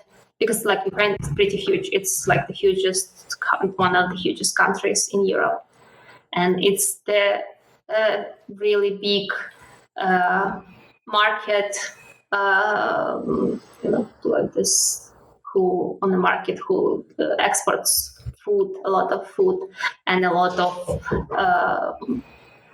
other resources. And with the war, the whole market is shifted, and a lot of people will be hungry. And right now in here, maybe because of that, like it's also. I don't know. It's just weird, and I feel like it's that's all the mixed up, and I see that's a lot of racism, because like the people is mostly white, population. It's also the pretty heavy topic that that needs a lot of explanation. Like, it's people just from all the sides are angry, and they do not understand a lot of stuff, and we do not understand. Like, I don't know. It's as I said, it's the topic on the whole another level. No, here's the thing. Like, I can totally understand the whole feeling and sentiment, but you can process it logically, but emotionally you can't accept it, and that's fine, because a lot of here's the thing. Let me give you an example. This might actually be a bit of a spicy subject, actually, but all right, I don't care. I'm gonna risk it. Actually, Iran, in its history, was never a Muslim country at first, all right. And after the Arab invasion and Islamic invasion, it got accepted by force, like a bunch of other countries. But it's even to this day, a lot of people are kind of agnostic, Mm-hmm. and so they have this kind of animosity against religion. And that not all religious people are assholes, but still you don't want to associate with the religion. And now in this situation, it's just the ideas are switched, So I can understand the whole emotional issue that you have, that you people have with this whole sentiment. So I get it, but I think it's sometimes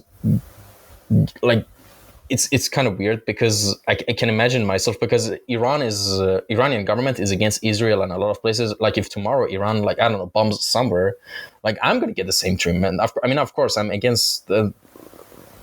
Yeah, I don't think I should go off on record with a bunch of stuff, because I might get trouble. But yeah, but you can get the point where I'm going, Yeah, I know what you mean. Yeah, and it's yeah. And maybe I'm just being paranoid, because no one has the attention span to sit and listen for an hour and 56 minutes and just then snitch me out or something. But you can never be, sure. But yeah, the thing is, I could be in the same situation. I'm I you know what I mean? Yeah, and yes, I know what you mean, and it's because and I feel like maybe people just people who try to understand, maybe they need to understand that they will not be able to understand it, and they need to just accept it.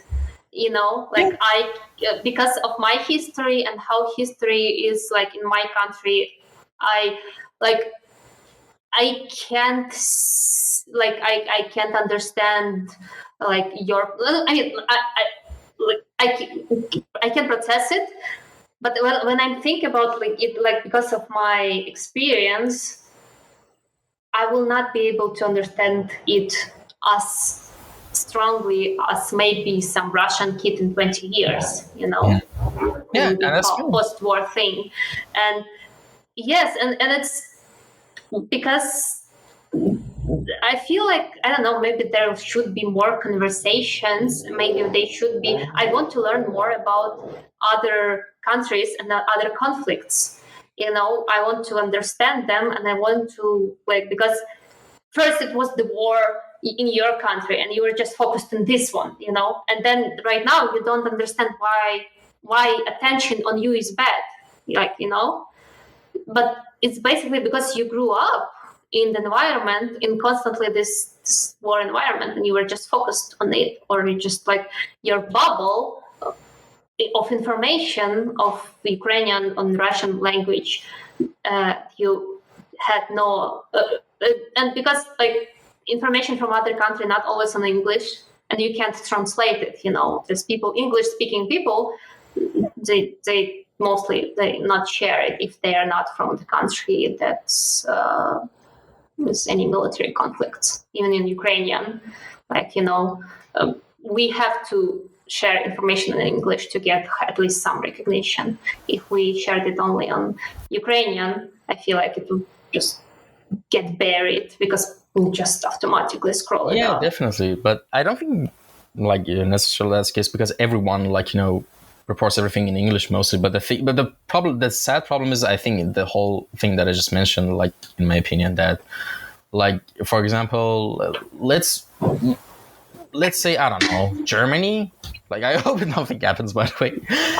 But because I'm just giving an example as a much more economically advanced country, like if a conflict happens there, it's going to get way more attention than like, somewhere like in Kyrgyzstan, for example, and that's the sad truth of it. It's not that they don't report in English. I think one of the big things is that, there are multiple factors. It's not as simple as that I'm saying, but yeah, we can go on. Yeah, they will be reported because they basically because of the economic situation and because they're like first world country that's a huge player on the street, and their lives somehow will be more important than others.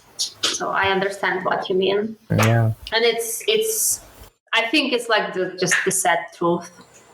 And I think like we truly maybe we are truly like privileged in these terms because we have been on the international arena more.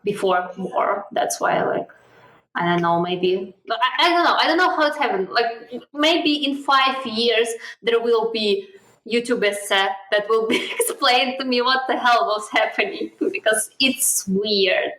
Yeah. And you just can't focus on other problems. Like, you want to process it, but then like you read that in your city that something been bombed. And I understand that literally the person who was sitting like in, I don't know, in Vietnam, that's under this, like, also the pressure, and they experience literally the same feelings. And we just like, we internet just can't maybe just explain to each other or understand. Like, it's just, I feel like maybe we just need to just accept this fact and not be angry. And because the first few weeks I was super angry. I was so aggressive on the internet. I said so much aggressive stuff, not like the bad stuff, just aggressive, like, not professional, let's just say it. But right now I'm trying to, like it's literally useless. The what you write, I was also just something to just, if some person would just say some weird stuff about the situation, I would just be angry at them and try to make them feel bad about themselves. Like, you stupid, you don't understand what's happening. Like, just angry on the internet. But it's literally useless. It's better to just control yourself and to actually try to share something useful. Yeah. Or just not get into political discussions on Twitter at all. Just post links to donation funds, to any donation funds you want to support and you trust, and try to spread them. And that's all. No discussions about politics, because it will not, like, unless you want to share like thread, okay, well, this is what's happened right now in like, I don't know, in Yemen, from the person who actually lives there or who knows what's happening, and not from some privileged American who just wants to get likes, Just, oh yeah, definitely. And I was just wondering, like, out of the subject, what are you drinking right now? Is that water? Like, there was a Coca-Cola? It's Pepsi mixed with Red Bull. Wow. I knew, like, when you took a sip, you sounded like you slammed it and got angry, and your Slavic accent popped out. I was like, oh yes, Slav anger. I was like, that is not water. What would it be? Yeah, that's the that's Red Bull and Pepsi, and here was a bit of wine just to help me actually form sentences on English because I was so. But no, it's just, that's for work. Yeah, that was your mana potion for work. Yeah, that's literally the mana potion. Like, a little bit, just get yourself but it decreases started. your health in long term. Be careful. I'm super careful about it. Like when you're so anxious about, your health, you want to live longer. You just, okay, what can I indulge in? What guilty pleasures can I have? in moderation. No, but actually, let me give you a tip. If you actually want a boost of caffeine, you shouldn't mix like Coca-Cola with Red Bull or stuff like that. You should actually have them. Listen. Like, trust me, you should have them separately. I've tried it for a long time. I used to be like I was on my way to become a pro athlete, like, in both marathon running and also martial arts. So I've been involved in fitness for a long time in my life. So, and I've done some stupid shit, in my life as well. So here's one thing that I did. I was experimenting with myself. I was like, I like coffee and caffeine. So I stopped drinking coffee for a week, so my body would get sensitive to caffeine. Oh, yes. And the thing I did, I made like a really thick, like, potion of death of a coffee. Like, it was like this, like if this was a glass, like this much of it was like covered with like really condensed coffee. Oh. So it would be a one shot. And before you drink it, you should stir it because it's so condensed. It's kind of like a cream at that point, And please don't try this at home, by the way, ladies and gentlemen who are listening. I'm not a health professional. I'm a certified idiot. Don't do that. And the thing is, I didn't try Red Bull, by the way. I tried Monster Energy. And, Monster Energy is way worse than you. And in the long term, you're going to form kidney stones if you drink energy drinks for a long time. So, really? Yes, and a bunch of other stuff. So, yeah. You shouldn't mix them together because it will taste like trash. And not just that, the effect wouldn't be right. You should do? You should first lubricate your throat with some water first, of course, obviously. First, go a shot of the coffee when it's warm, that it doesn't burn your throat. It should be warm. And because you shouldn't drink it hot because if you can't do it. You take a shot of that, then after that, wait a couple of seconds. Drink some water first to wash away the coffee. Then go a shot of the energy drink. And the thing is, just a shot. You can't drink a lot of liquids when it comes to carbonated drinks. And when you want to do the energy drink, you should actually pour it in a glass so the gas will go away. Because when you're running and doing stuff, the gas will mess up your stomach. So you preferably pour it in a glass, let it sit for like an hour or 30 minutes so the gas is completely gone. So all you're drinking is just pure harmful ingredients that will, in short term, will boost you. But yeah, like now that I saw your Pepsi and Red Bull, I'm getting thirsty. I'm gonna buy something nice for myself after this. I don't know. Is this the ADHD thing when you just want to drink 3 or 5 drinks at once? So I mixed wine with Pepsi, beer with Pepsi. Jägermeister with them? Yeah, of course. Just because I want to have it at the same time.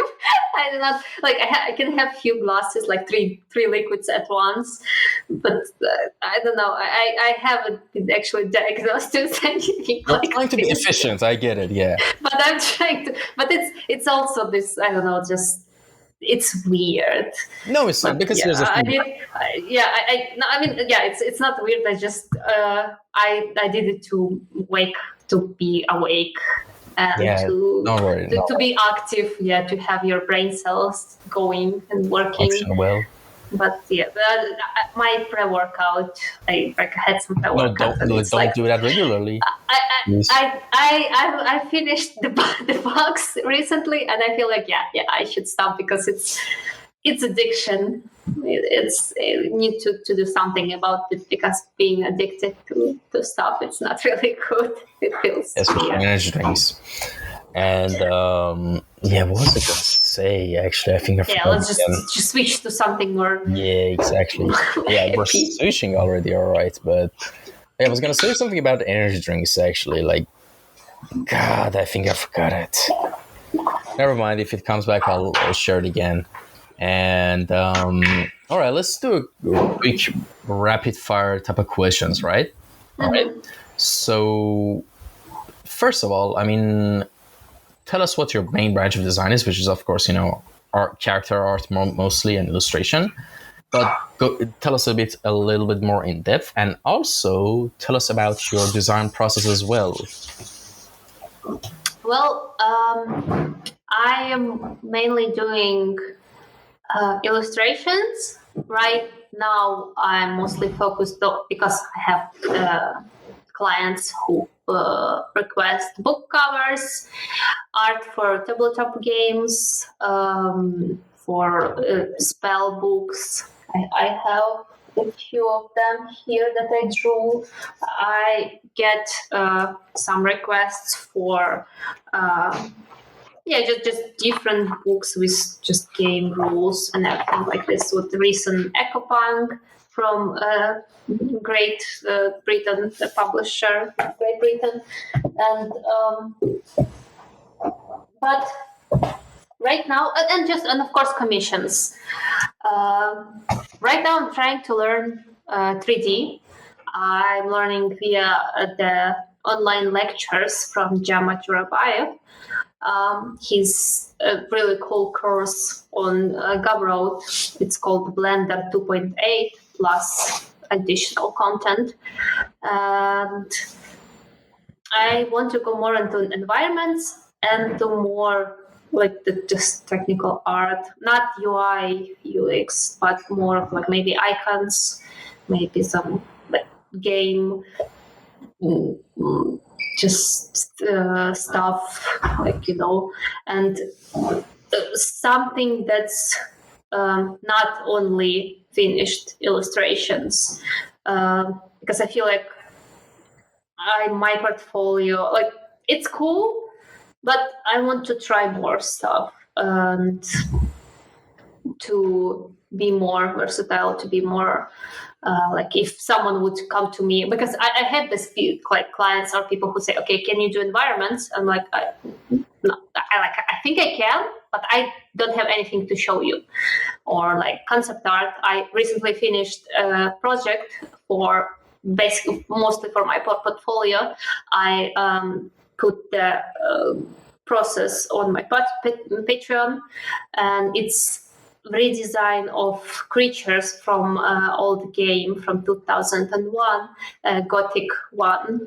And I basically just took creatures from this game and redesigned them into just made them my own versions. They put the process, a few sketches, some explanations, and it's basically for my portfolio to show the clients or art directors that, look, I can actually do this, because without portfolio, even if I can't, because I want to do more jobs like this, but main focus, right now it's mostly book covers, and maybe because they took so much time. I have like one book cover for 2 weeks, 3 weeks, so I work at one project, and then it's like few covers per year. And just some commissions on the side, and of course art for tabletop games. And my process is also a bit.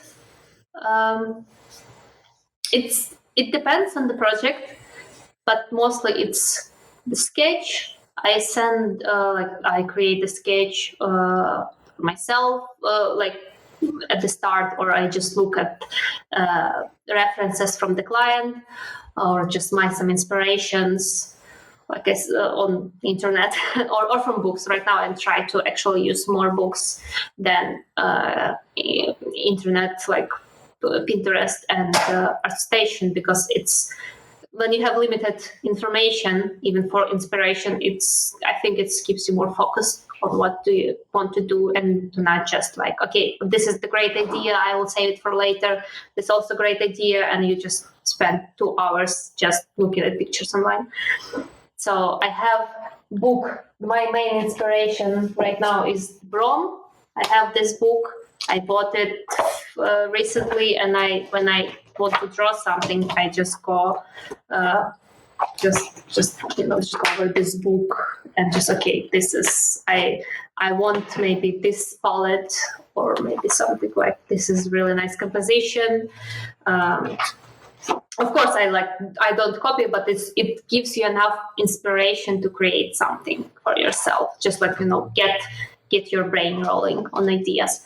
Then I create few sketches, send them to client, or if it's the personal project, I just go over them myself. to see what works the best. After that, I gather some additional references for anatomy or for colors. Like if for anatomy, I can't find something online, I just took pictures of myself, or like my husband helps me also with figures of men, or just like if we need some couple picture, we have the tripod and we just take pictures ourselves. Then with clear references, I just process to line drawing, and then it goes to the client to get approval, or just after that render.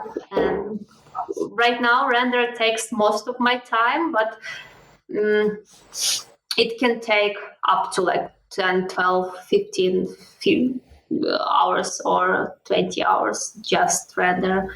For just one environment scene? No, not environment, just illustration, like for cycles. With cycles engine, right? Cycles? You're saying the render with Blender, right? No, render. No.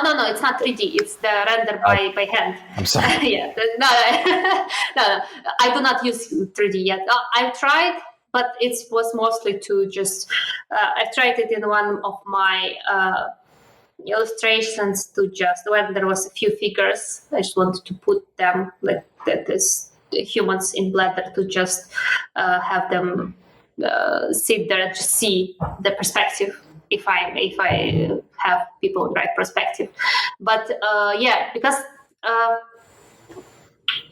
I think I need to put more thoughts and more time into sketches to actually spend less time on finishing and rendering with colors, because I fix while rendering, I fix mistakes that could be avoided if I just spend more time on the sketch.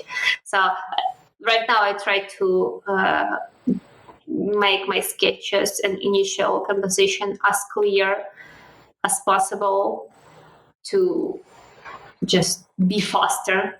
But for this, I need to actually draw slower to be faster, to focus on drawing. So sometimes I just stop myself. Okay, I need to think actually what I'm doing. And before that, I had always had some YouTube videos on my second monitor to just keep me company. Just some video essays for about weird old shows or old games. But after I stopped doing it, I found I saw that you actually you can't multitask. You have your attention there, but you need to have your attention on your artwork if you actually want to learn something or to actually make something as good as you can right now. So right now I'm trying to focus only on drawing, listening to some music, even in the process of mindless rendering, like some artists. Like, okay, you just need to render this belt and it will take you up to an hour. Or just this face, you just still I'm trying to pay as much attention as possible to avoid mistakes and to just shorten the time that I could spend on this artwork. Because I feel I'm still pretty slow. I need to be a bit faster. And 3D and learning environments to help me with backgrounds or just environments in general. I feel it can help to make my process faster, to keep up with the industry requirements of this art speed. Because it's you can't for example, Magic the Gathering cards. I heard that you can they give you a few weeks on one card, but then you have some tabletop game company and they want the same quality of artwork, not the quality but the same utilization in a week. So okay, just need to be faster. Yeah, and here's the thing: I recently had another guest. I remember his Instagram username, but not his real name. That's so embarrassing. His username is Penguin K Studio, and he actually recently started like art when in his 40s. Actually, like he's not like most of us who start art like when since they were young or something, you know. And one of the main things about his art that really stands out is how well he understands and applies perspective in his works. One of the major fundamentals. And another thing I see in your works as well, which you talked about as well, and the thing that I think is yours, that you have like an amazing sense of rendering and just color in your works, like, you know, in terms of understanding of color temperatures and just the rendering in general. It's, you know, how when someone is super good at something in terms of fundamentals, it's where they start develop their kind of their own style. You can just see it in their works, and you can only do that when you completely understand the basics of, you know, the fundamentals well, like really well. And like, for example, your piece on like the portrait you did on Zagreus, for me is like, you know, one of my favorite works of you, by the way. Like the Zagreus one, then there was the, like, I think the red-haired woman under the water, I think. Yes. Like the lighting on that is really beautiful. And the angel one, like the guy, like the elf, the blonde elf with like a like that, the rendering on it looks really unique as well. The funniest part that Zagreus and that guy took me like 30 minutes to create. And they are the most popular ones. I do not know why. I don't know. Maybe it's because like it was the emotional piece that you focus, you just want to create, you have the image in your head and you don't spend 5 hours rendering it. Maybe because it has like this, the impact. I mean, what reference did you use for Zagreus, by the way? Just some Pinterest, just one image of the pose, because I couldn't, I knew, okay, I want to draw Zagreus. And I found this, okay, this is just some guy on Pinterest has his head like this. And it's the only thing that I used. And that's all. And for the angel, I used I think for pose also just mostly the face, just to also some random Pinterest portrait and Liam Decker artwork for his brushwork. I mean, sometimes on Twitter, like art Twitter, you see like some things become like so done that it kind of turns into not necessarily like bad, like they're turning into memes. Like Zagreus is one of them as well. Like how many times it's been drawn. Like, I mean, I guess it kind of helps when the subject is kind of thirst trappy as well. Like there is some like juicy art of like characters from Hades on Twitter. Like, I know them. Oh my god. Oh god, yeah. I remember. To be honest, yeah. I just want to say that, to be honest, I also drew Zagreus because it was popular and like, nice. I mean it looks good. Part of the train. Yeah, of course. I mean, if it looks good, why not? I mean, no one's unhappy. Like, honestly, keep the art coming, honestly. Yeah, like, no one's going to complain. Yes, totally. Yeah, and actually, here's a fun thing. Did you play Hades yourself? No. I have it. Yes, I know, right? I used the hype train to do the portrait. Okay, listen. I watched a bit of Let's Plays. I have the game bought, and no, I haven't started it. I think I started it, but I just did not have time to actually start playing it. And I finished like Elden Ring recently, and I wanted to do the fan art because I like this game so much. And I wait on the new update for Final Fantasy 14, and I have actually the mod for Gothic 1 or Gothic 2, like some fun mode that I want to play, and I have those stuff and the Stray, and I also need to finish Stray because I almost at the end. And you need to take 3 videos of their chats reacting to Stray as well. Oh, I had one story.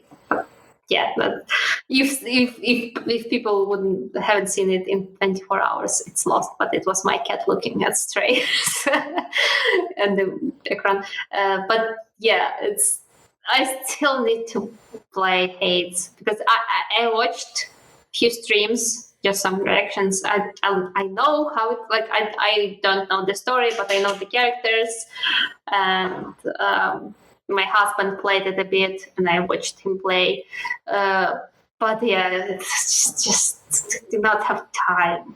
Yeah, it's The fun. But the characters were so reason, cool. I was like, I want to try it. yeah, but the thing is, the reason I was like this because I was about to say something that was spoil something from Hades, and honestly, Oh yes. like here's the thing. I think it has really fun mechanics. Like, but after 67, it's a good 50, 60 hours of gameplay. But after that, for casual players like me, it would get a little bit stale, the gameplay, because you kind of explored and done everything. So now it's just extra challenges you need to do to just get better good at the game. So that point for me is like when I consume most of the content of the game, it's just boring for me. But I was just gonna say this. You can romance with a lot of characters in the game and get some really interesting interactions. I'm just gonna leave with that. And Yeah, I have my pick. I still want to romance Thanatos. yeah, everyone does that. Yes, because he is the thirst trap. Yeah, actually, here's the thing. I didn't know that. Because Thanatos is one of the things with the game is that if you befriend certain characters, they give you certain items and stuff. And I was like, Thanatos seems useful, and I kept giving all my potions to Thanatos, and I ended up being in a relationship with Thanatos. I was like, wait, what just happened? Oh yeah, that's the funny stuff. That when you're like, okay, here's the potion, no homo, and he's like, no, Actually, no. Bro, what are you doing, bro? That's interesting. Step bro, what are you doing? Step character, but yeah. All right. Yeah, that's the fun experience when people don't know that. Yeah, you but can honestly, the thing that I would recommend you instead of Red Bull and Pepsi is just like, listen. I recently installed a game that I've been meaning to play for a long time, and it's been on my Steam for a long time, but I haven't given it a good shot, like fair shot, and it's Stardew Valley. Like, yeah, I don't know if you should just get that. You should ditch the Pepsi and Red Bull. You should get some nice warm cinnamony apple pie and some just nutmeg roasted, I don't know, cinnamon roasted coffee, like something chill, and just play Stardew Valley because it helps you chill, and relax. And after our conversation, I'm gonna pack up all the files and everything, and I'm gonna play Stardew Valley as well before I go to sleep. So don't get me wrong, it's a great game. Oh, that will be another because I had this, but with Elden Ring. Like you have these chill lights, and you just play Elden Ring. But it is something chill because cat game. For some reason, it's not really chill. It's a bit depressing. I still don't know the ending, so I think it's it's still 1 hour or 2 hours. Ending of Stray? Finish. Stray. I haven't finished it. Huh? I haven't played it either. Yeah. Most games at this point, I just watch them on YouTube, and that's. Yeah, same. But it's cute, but it can get a little bit depressing if you think about the robots and everything. But it's pretty cool, and it's pretty short. It's like the weekend game that you finish in weekends. It's cats. Cats always fun. All right. I need to chill. Yeah, definitely. We all need to chill. And there's 2 things I need to ask. One thing is that on your Twitter, your username is Twitter / to Promised Land, something like that. And Promised Land. Sorry. Explain that, and also explain your username, IzelConArt. What does that mean? So, Promised Land is the art festival in Poland that will be in a week or 2. It's on the 31st. August 31, and it's organized by CD Projekt Red. So it's mostly art festival for artists, but I think also there are also game designers, generally game stuff. So I'll be going there. So if someone in Poland or if someone will be in the area, we can just you can just write me, and we'll chill and meet on the festival. But yeah, it's just I'm going to this festival, and my username I don't know how I came up with it. I just one day I need it's an old username. I think I got it in 2012 when I just got my tablet, and they're like, okay, I need something cool because cool kids use usernames. No one uses their own name on the internet. It's weird. So okay, figure out something cool. I like okay, Anna, Ama, as Isol sounds cool. Okay, so I was just like, it's not connected to anything. And con is also like something I don't remember, just something random because it sounded cool at the time. Anything with K sounds cooler by Kouryer. Yeah, and I googled it. No one used this name. So and still, it's like ISILCon. It's the only I use it. So there is ISILs. There is someone who uses con, but no one uses ISILCon. So I started using it, and that's all. But then, like a few years ago, I figured, okay, I think I want to use my own name because it's easier in contracts. You don't need to just okay, what do you want to use, your name or your username? And some artists still they have their usernames like Vlop. He uses his username, his nickname. Everyone knows him like this. Like Sakimi-chan, she uses her fake name. So, or maybe I don't know, maybe it's her real name. But the point is, I thought about it, and I think, okay, I'm fine with my own name. I like it. I can just use it. It's pretty easy to write down. So I'm trying to switch to it, but I have my website and everything and my signature as ISILCon. So it's like just double. So just I'm ISILCon and I'm Anna Moshak. I'm just use Anna Moshak in official documents, in contracts, in how do you call it? In the end of the books, when they tell the print books, you find Anna Moshak, not ISILCon. And but just on my artworks, I still use ISILCon, and as the ID on social media. I don't know. I can't get rid of it. Like it's not like I really want to get rid of it. Just use my name. But it's just something that I just randomly came up with and has no actual deep meaning. Just it sounds cool. I'll use it. That's all. Yeah. So it's not like Shadow Fighter 69. No Master, like no Slayer 69. No Slayer. I'm so glad that I had this face, but it was so like the shirt, and no one remembers it. That's cool. Right. So yeah. Okay, so who are some of your favorite artists and designers that have inspired you the most? Brom, and from the modern people, I'm a huge fan of Polish artists Jakub Rosalski, Piotr Jablonski, and who else? I remember the artworks. I don't really remember their names, but the mostly Polish artists. I don't know why they have this really cool Slavish style, it's a bit traditional. I'm not really I'm fine. I like stylized art, but I feel like the more traditional art is closer to me, and I like it more. Something that feels like it can be a painting. So this art I like it more. Yeah, but right now my main inspiration is Brom. And who else? Oh yeah, and I try to connect to classics more. So yeah, Michelangelo, like his David statue and his sketches.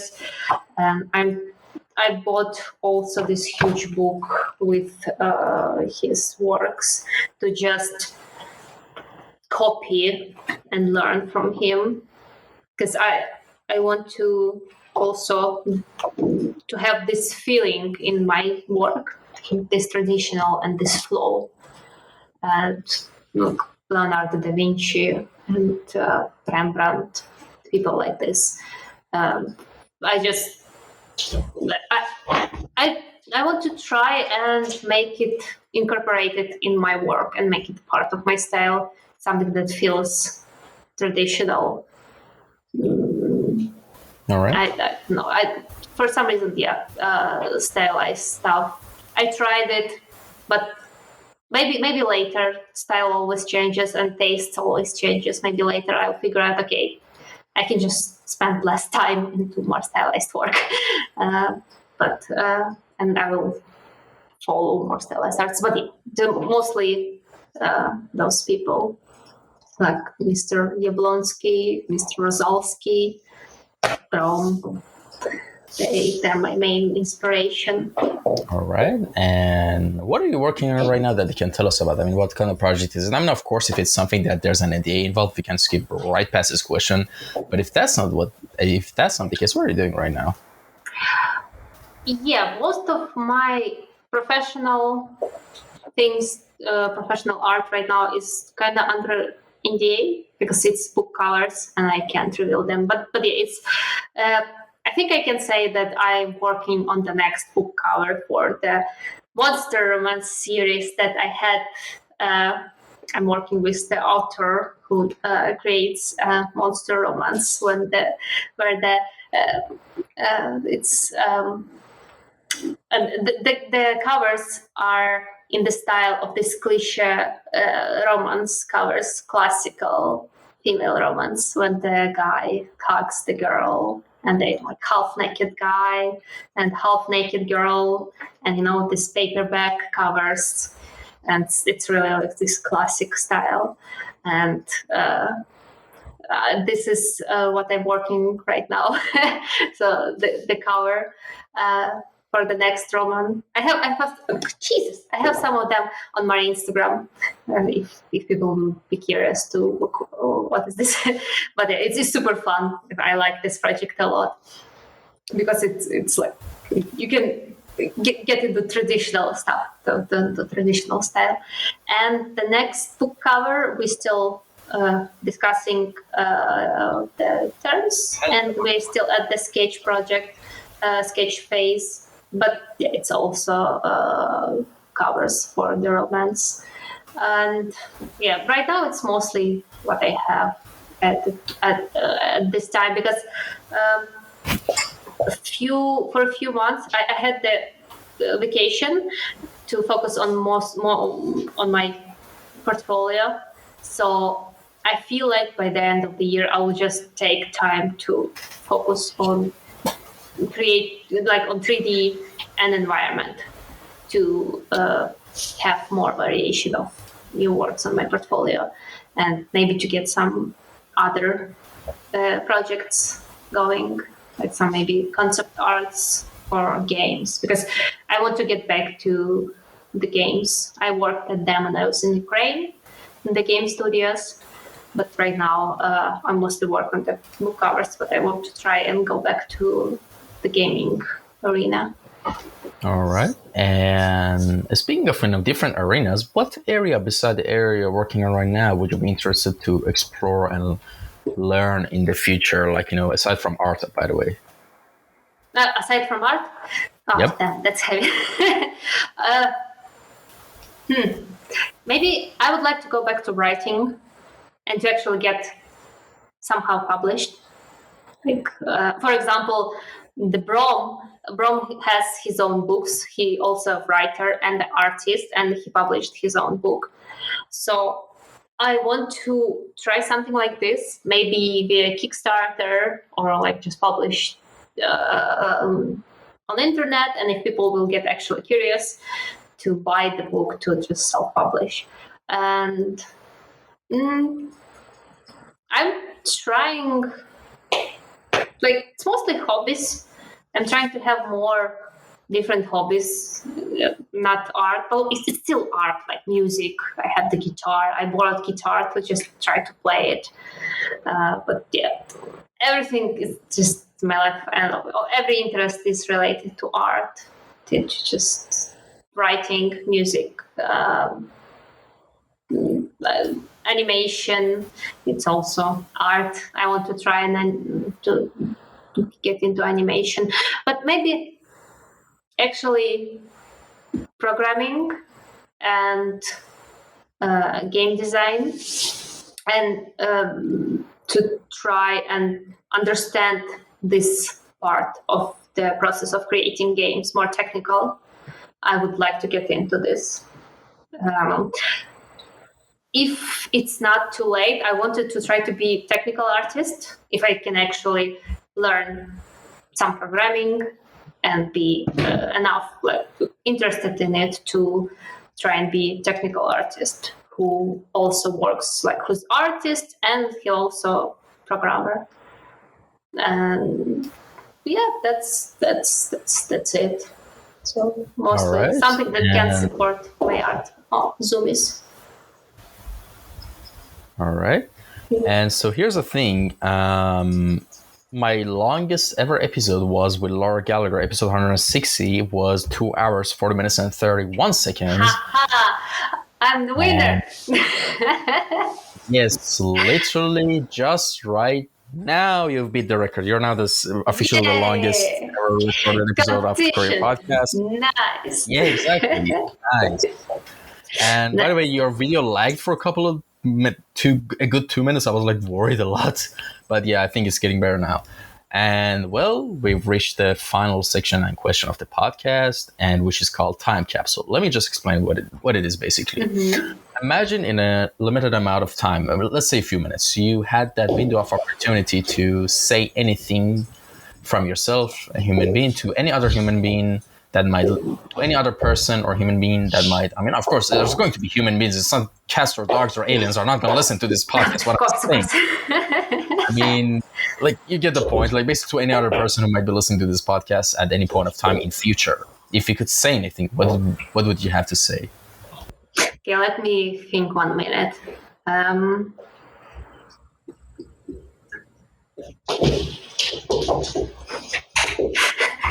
Don't invest into NFTs. But no, in the seriousness.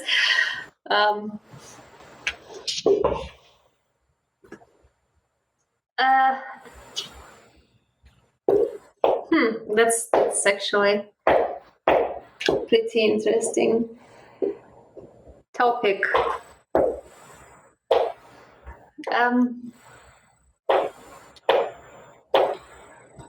Don't spend on the internet as more time than you spend outside internet. Spend more time without it than with it, even if it means you need to literally turn off your router to just because I feel like in a few years, and even right now with younger generations, you have iPod kids. I know I sound like an old grandma, but I think they don't understand how much it affects their life and forms their personality. Basically, just try to turn off it, even literally turn off the internet with the router for when you don't use it. Because the point is, why am I saying it? Because when I just started, I was in university, so I was pretty adult, grown up. I lived with my grandpa and grandma, and he was one of those grandpas who's Wi-Fi is evil. Wi-Fi takes a lot of money. The router, it burns all our electricity. So you only turn it on when you need it. So when I was learning art and going to the university, where I get home and I need to search something on the internet, I went to his room, turned off the internet, the router, got back, searched whatever I needed, went back, and I turned off the internet because he would yell at me. So I would draw without the internet. I would just be focused on I had music downloaded on my computer, so I would just listen to whatever I had on my computer. I did not watch any videos because I did not have that access, only some animes that I haven't downloaded to my computer. So yeah, and I feel like it was the most creative I've been ever since the childhood. I just wasn't interested in internet at all.